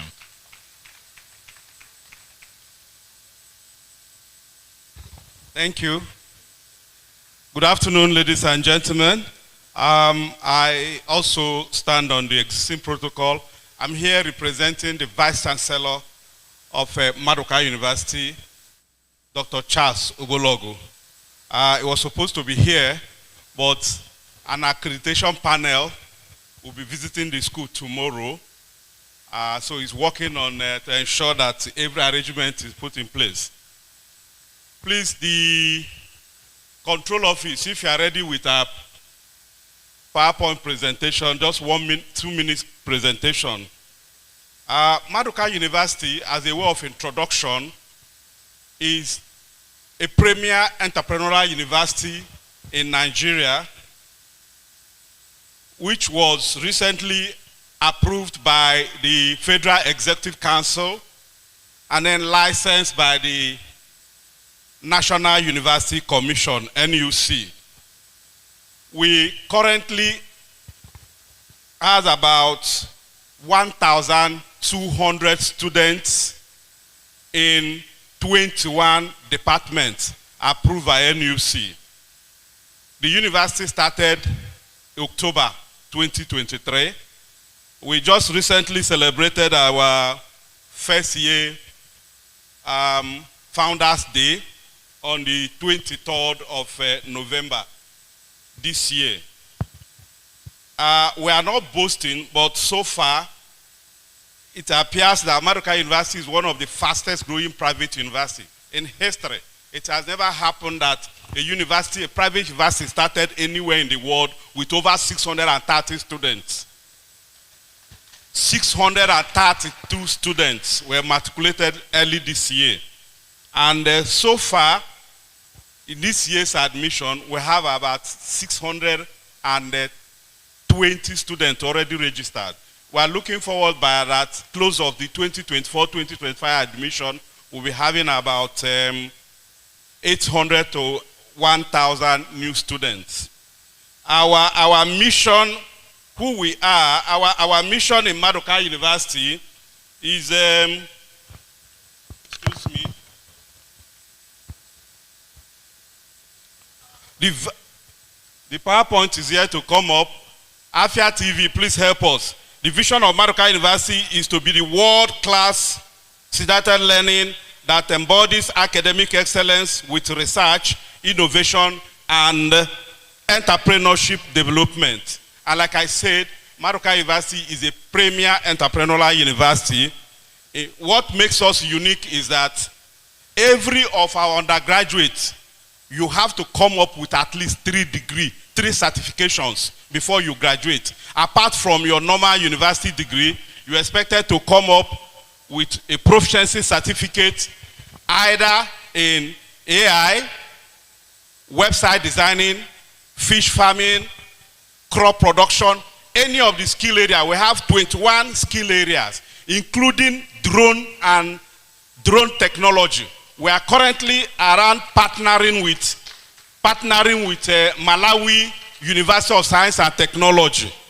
Our drone technology is such device that our students will learn how to manufacture and apply drones for agriculture, surveillance, for security surveillances, and social coverages. By January next year, Maduka University Business School will take off, and it's taking off in Enugu here, number 27 Archie Street.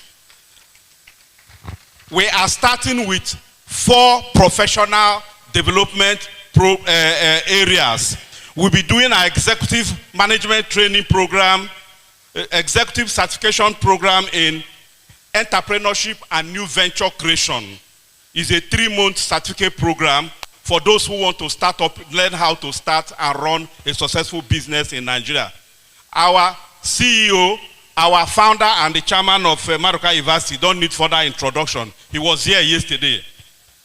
We also be running a diploma program in organizational development and leadership for those who want to learn the nitty-gritty of corporate leadership and development. We are partnering with USAID, and they have helped us to develop the curriculum.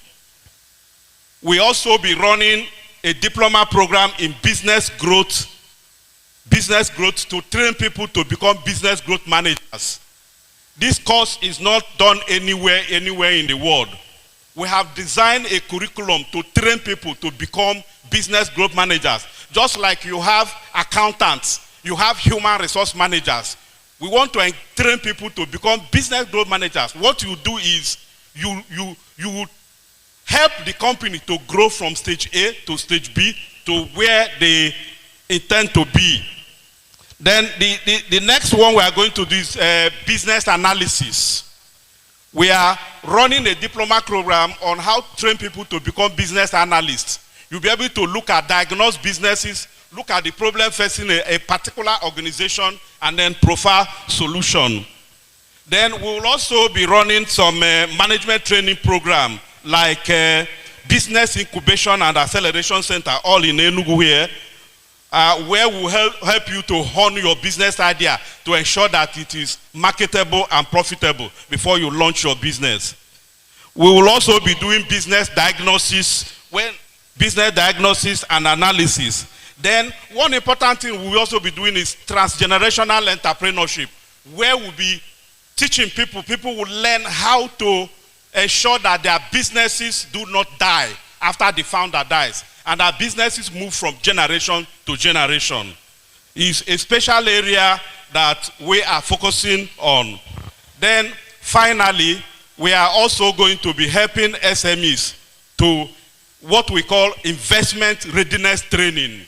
Investment readiness training, where we train SMEs how to package their profile such that they can meet like BOI, like any other foreign intervention agency. One of the things that problem we're having in Southeast is that we don't have all the documentations and necessary bookkeeping that will enable you, an organization foreign agency, to trace your history and your performance and your tractions. So what we are going to be doing investment training is to help SMEs to see how you can keep your record, your internal operation system, so that you can meet up the investment requirement both for local and international. Thank you so much, sir. Thank you, Maruka University. God bless. You can't see it again where he has already presented it. You've already presented it. Please, Eukwenna, please come up. Those who delivered papers or were panelists in these six panels, please come up here. If you delivered a paper or you are a panelist, I believe that moderators, please come up. Let's take a picture with the CEO and then we'll close this session.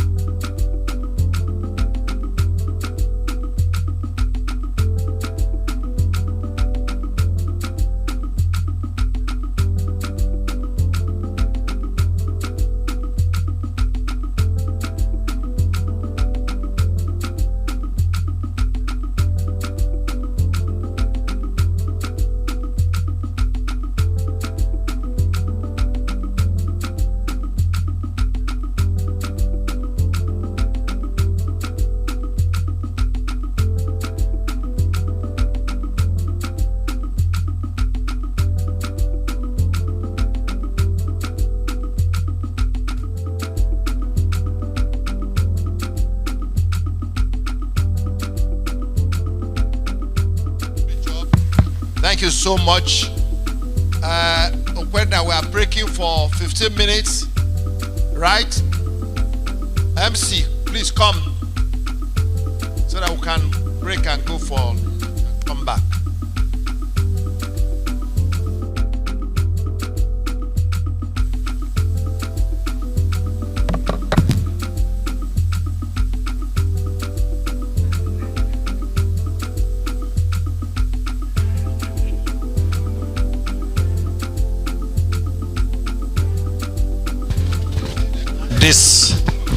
This has been a very, very interesting,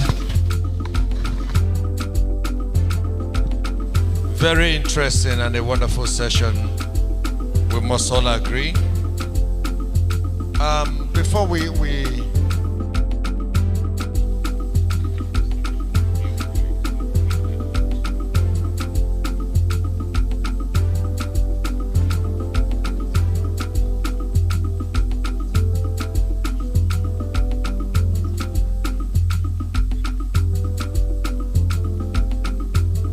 Ladies and gentlemen, I want to announce to us that here in this hall on Tuesday, the Bank of Industry will be here to speak to manufacturers and business people as a fallout of this summit, talking about how to access the grants they have, weighing over 750 billion. So if you're a manufacturer, you are in the production sector,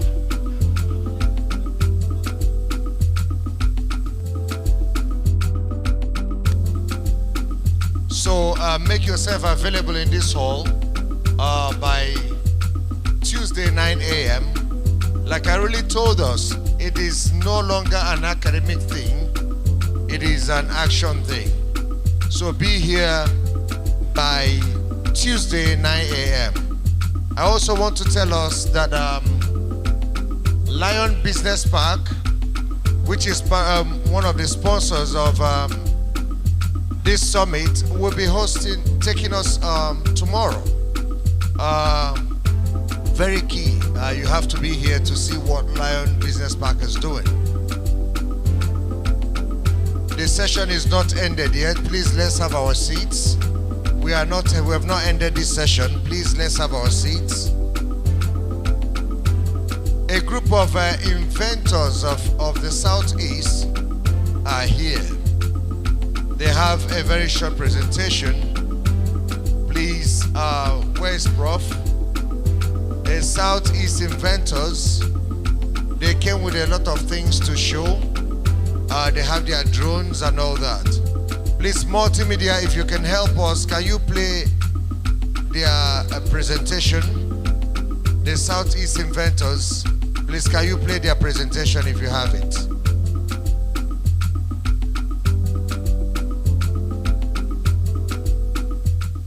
I will ask you to please sit. I'll ask you to please sit while we take this presentation. Standing across the hall makes it rowdy. Can we find our seats wherever we are, please? Ladies and gentlemen, can we find our seats wherever we have it? Prof, sir. Yes, they have it. Yes, look at it here. Look at it. I'll be giving 5 minutes to take us through what the Southeast inventors have to show us. All protocols observed. The Southeast inventors are there. We build systems, control systems that can drive our homes, the automotive industry, the health systems, as well as every other area where automation is needed. And because these systems are homegrown, they can be, remodeled for some other application. We have an automated waste bin and waste pickup notification system. is driven by solar, and its job is when you come around to dump some waste, it opens, picks up the waste, and at a certain level communicates with whoever is duty to come and move the waste away. Next slide. You now have only 5 minutes, sir. Next slide. Automated fish pond control and monitoring system with Internet of Things interface. This system is able to monitor the parameters that are necessary in a fish pond, and anytime any of the variables goes down, is able to handle it. Even when it's able also to send an alarm system, and because it has a GSM interface, can communicate whoever is in control in any part of the globe where he is. Next. That's the system. This smart walking stick for the blind. Yeah, you have the walking stick. It interfaces and is able to report back if there's an obstacle. Yes, and if you leave this walking stick somewhere, it's able to transmit and direct you to where it is so you can pick it up and move. IoT-based air quality monitoring system is all encompassing because it checks the value of volume of carbon dioxide, carbon monoxide, oxygen, combustible fumes, and is therefore able to detect when there's a leakage in gas. It uses the technology we call fuzzy controller to report the system, and at some point could as well stabilize the system to make sure there's no problem.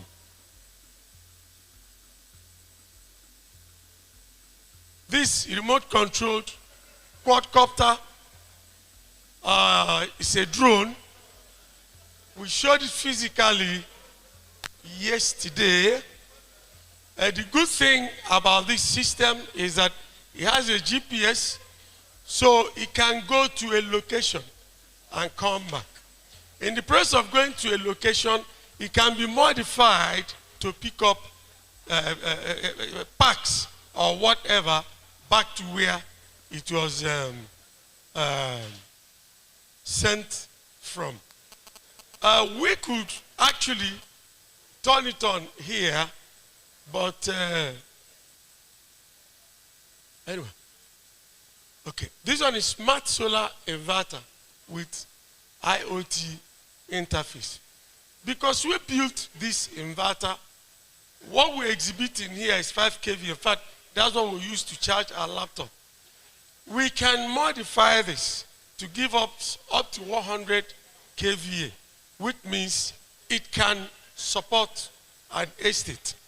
And the good thing about our solar plate is that we use it, we can move it. In fact, we call it a 2-grid system, whereby it can track where the sun rays are at the highest level. So it can move this way, that way, that way, using an actuator. We also incorporated an electric motor there that can as well allow it to rotate. We have a GSM activated industrial process control system. What it means is that you can control your industrial process from wherever there can be a GSM reach, which means you can stay in any part of the country or the world to control your system. And because GSM is involved, you can as well receive information from it. We have a stadium capacity monitor. Sometimes we have issues of people, running into trouble because the capacity of a place is overfilled. We use stadium, and because we are building this ourselves, we can use it to control people in a church, in this environment and so on by changing the parameters based on what we are monitoring, which is very simple. This automatic room light stroke visitor counter, the way it works, when the place gets dark, it doesn't turn on any light. But the moment somebody opens the door, the light is on.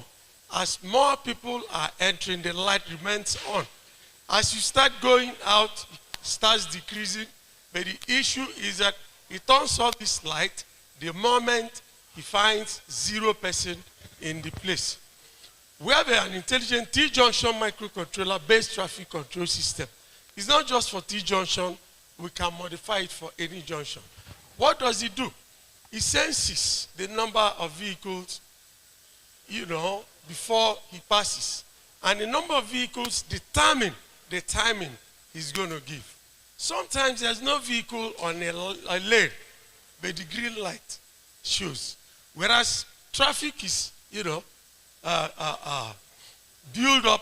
up someplace else. So with this system, we can take care of that. It's an intelligent system. You see, the beauty of what we're doing here is that they are based on microcontrollers and Arduino systems, which is why in our section today I said, we make use of a lot of this. Means that we can translate the Silicon Valley down to the southeast, because most of these components find use in every facet of life. And it will, you may believe it, you may not believe it, little kids without much engineering, whatever, are being trained to be able to build systems. It only has to do with the acumen. There's one you moved. You moved one. There's one before this. Okay. Computer. Okay. The other one says computer, moving message. This is enhanced from what you normally see maybe in the filling station, Mr. Biggs, and so on. This has the capability of your resetting the message is going to send. It has the capability of your resetting the speed of movement. So it is general purpose. If you acquire it, you can use it to display any message of your choice. Well, this is a temperature sensor which can actually transmit remotely what he finds out and can as well store it. Very important in our clinics, very important in our industrial systems, because it can store and transfer.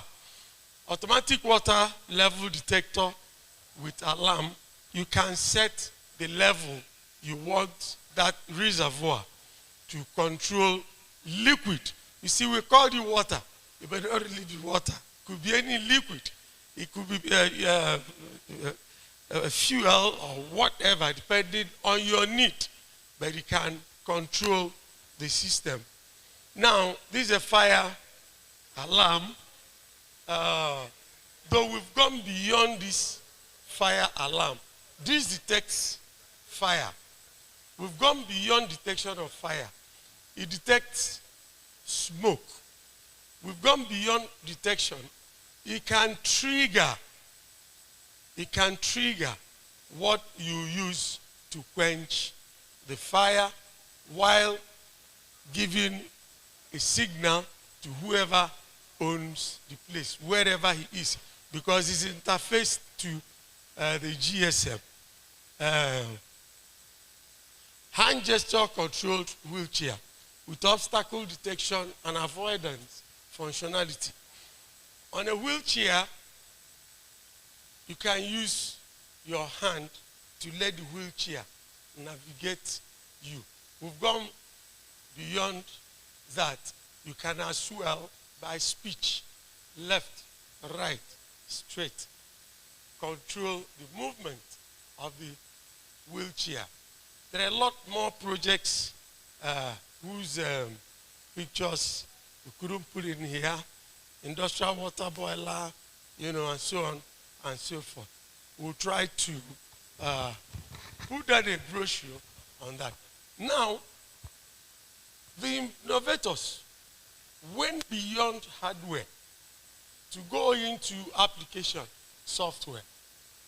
We've built a technology and innovation-driven system, economy for the 5 states. Move up, I just summarize what you find here. The technology road head, move on, because my time is almost up. Central payment system. Oh, I should have just taken it from the Enugu State e-wallet. We've developed it. Is all encompassing in this. You can just keep moving. State Treasury single account is implemented. Revenue collection, done it, is on this system. Artificial intelligence in revenue collection. In my panel today, I talked about AI. I even talked about the use of blockchain, the type of crypto thing we hear about. Formal revenue collection, informal revenue collection. Enugu State Social Security number, we developed it so that an average person in this state can be assigned a social security number the way we have it out there. We have an integrated education system that connects our education system, the whole state. It helps to conserve funds. It helps to conserve equipment. Equipment, especially in science areas, can be jointly used. We have also a waste management system we developed for the state. I have a brochure on this, which I'm going to hand over to the organizers. Enumeration of houses in Enugu, very important. You see, if we enumerate all the houses and they're properly identified, it can help IGR generation, because it will be sent into the database which we've already fixed. Can you move up? Can you move up? E-governance, we all know what e-governance is all about. So you can approach government via your phone and all that. We have an e-library system with your Android and all that. You can access the state repository of information. We have the digital agricultural information system. The agri panel can make use of this. On your Android, you can get all the information you need concerning the agricultural system in Enugu State. We have same for health system, project monitoring, wherever the projects are, whoever is in charge can at some point handle it. Staff training can be done, is prepared to be done online as well. Service deployment, and a whole range of things. Access management, we all know what access management is, but this time it's been automated to make things easy. We have just shown what we have for Enugu. We have it for Abia. We have February. It took years moving around, picking up all the necessary information, building up the database, and so on. Like I said, the brochure will be made available. Thank you.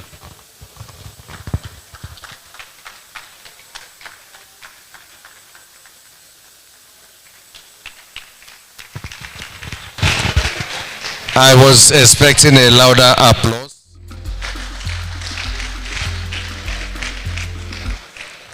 But, Prof, I will ask you not to leave. I will ask you not to walk away. Please, if you have questions for Prof, based on what he has shown us, yes, if you have questions, please, feel free. You have the floor. Please, if you have questions, ask him.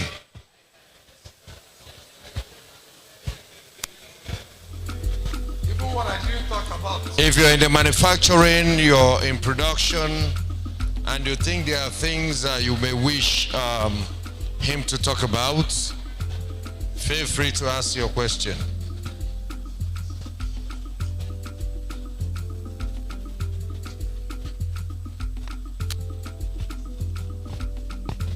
Thank you, sir. So mine is not a technical question, sir. It's a personal one.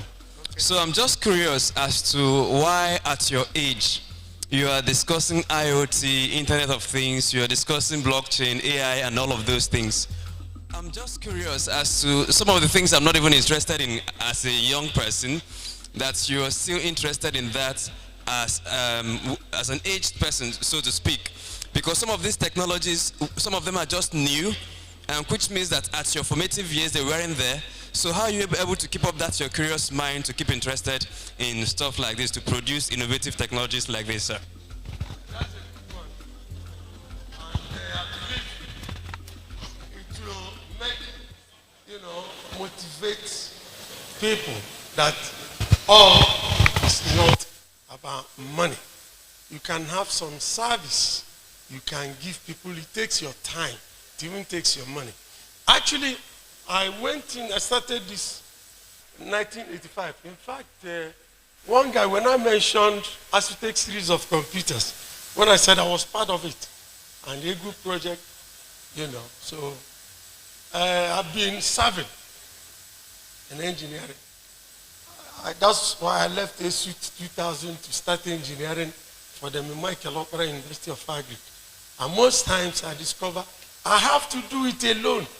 I started without mentorship per se because I was alone. So that's, how I kind of tried to grow. I hear about it, I go grab it. I hear about it, I go grab it. And I encourage young people. Because to me, there's a lot in technology. But what we need is support. Support. If I tell you how many of the systems are built, they have been cannibalized. So you can pick up the components to build something new.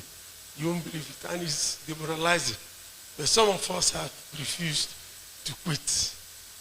But we encourage people, at least that when I watch my kids, I warn them, be careful so you don't run into the kind of trouble I ran into. They are four. They're all engineering people. So I encourage people. Okay. And it's interesting, like I said, you don't need to go to Oxford University to build some of these things. You know what I said?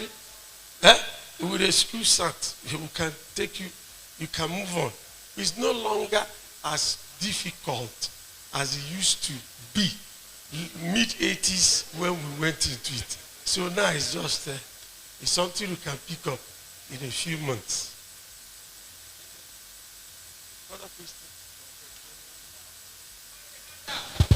More questions? They're asking for brochure, handouts, or... I have brochure for the e-governance. If I have your WhatsApp, I can send it. Okay, he said he can send it. So if you can let's get a pen and paper, put your numbers. He can send you. Soft copy, that's what I want. Do we have a comprehensive list of attendees? Yeah. WhatsApp numbers I can broadcast.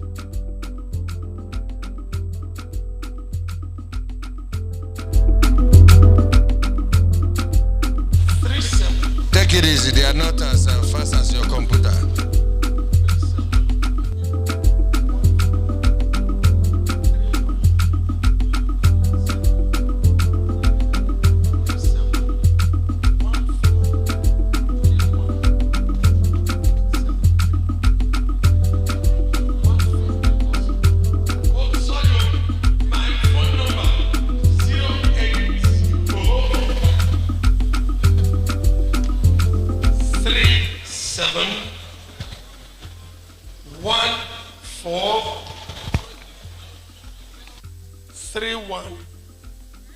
3173. Yeah, it's my subsidiary. Professor Gozie Inyekwaba. You can, if you go to Google, you see me. C. Google. Just go to Google, you get more about me. C. Go to Google. C. I-H. H for hero. E-K-W-E-A-B-A.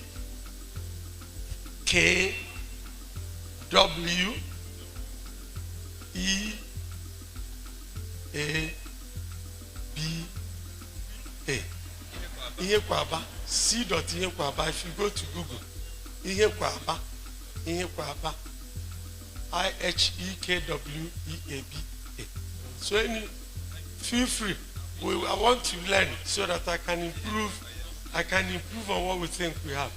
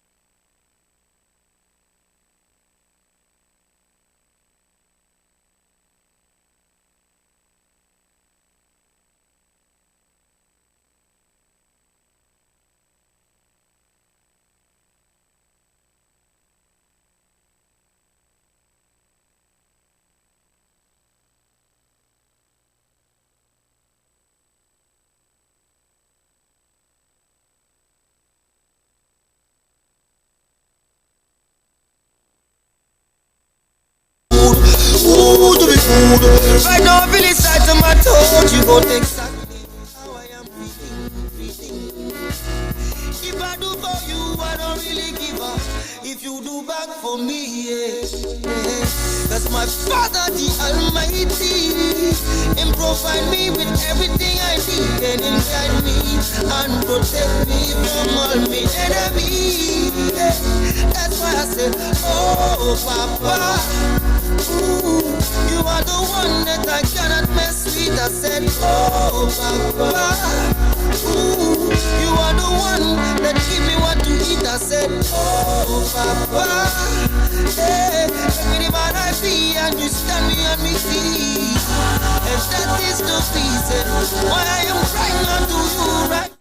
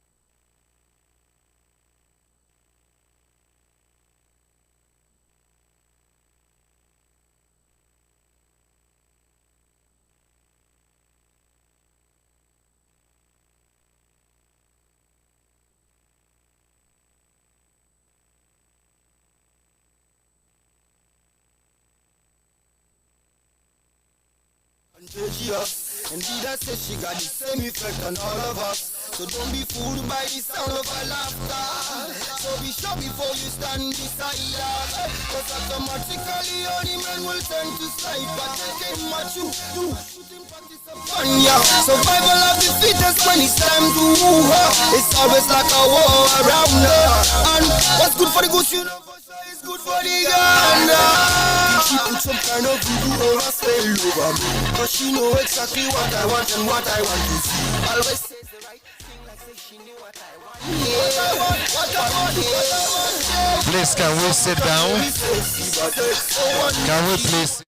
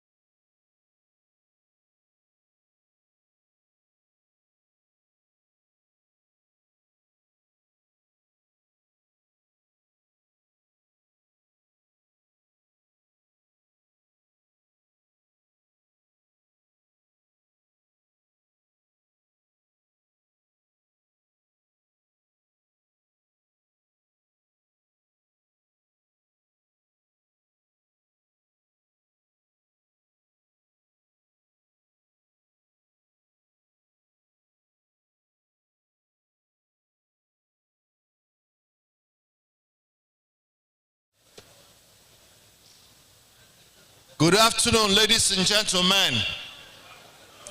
Good afternoon, ladies and gentlemen. Cho Igbo mmamanu. Igbo mmamanu. Abanama mmamanu. Idinotu mmamanu. Ohaneze mmamanu. Mazini lorihe orihe.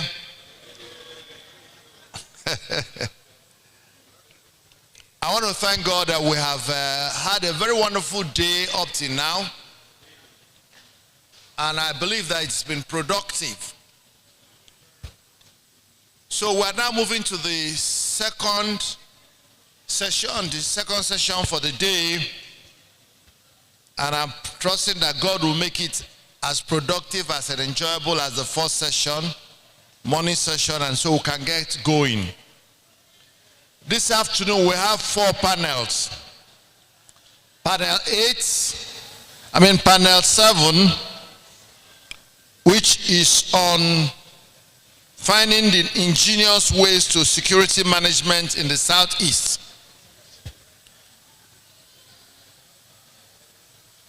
We have speaker Professor C.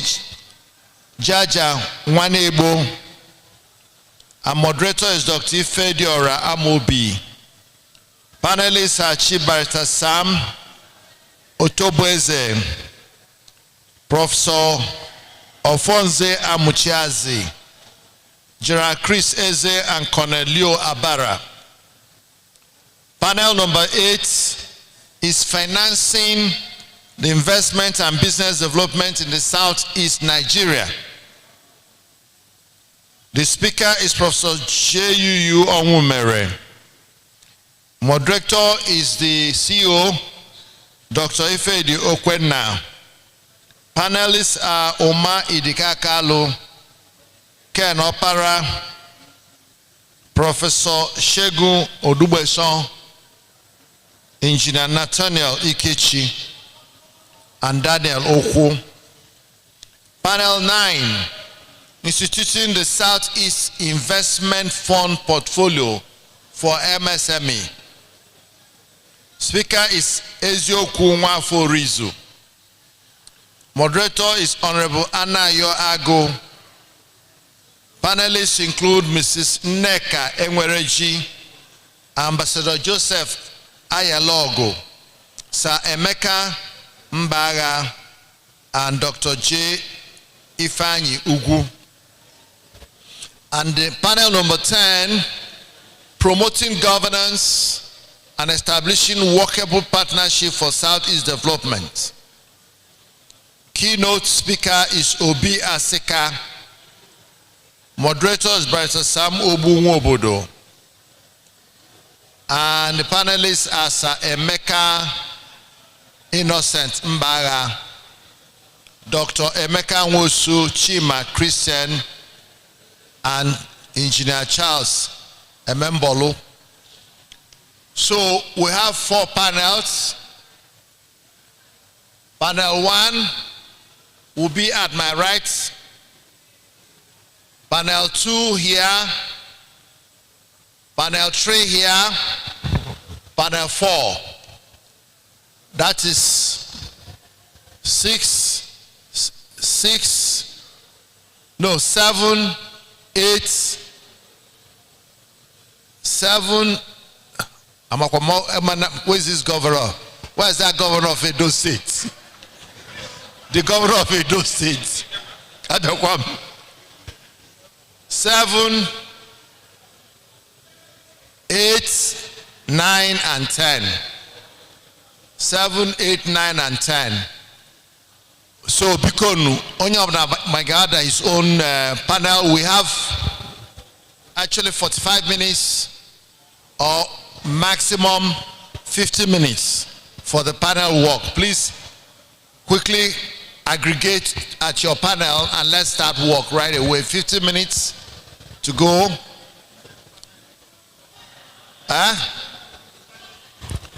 Panel number 7 is panel finding the ingenious ways to security management in the Southeast. Security.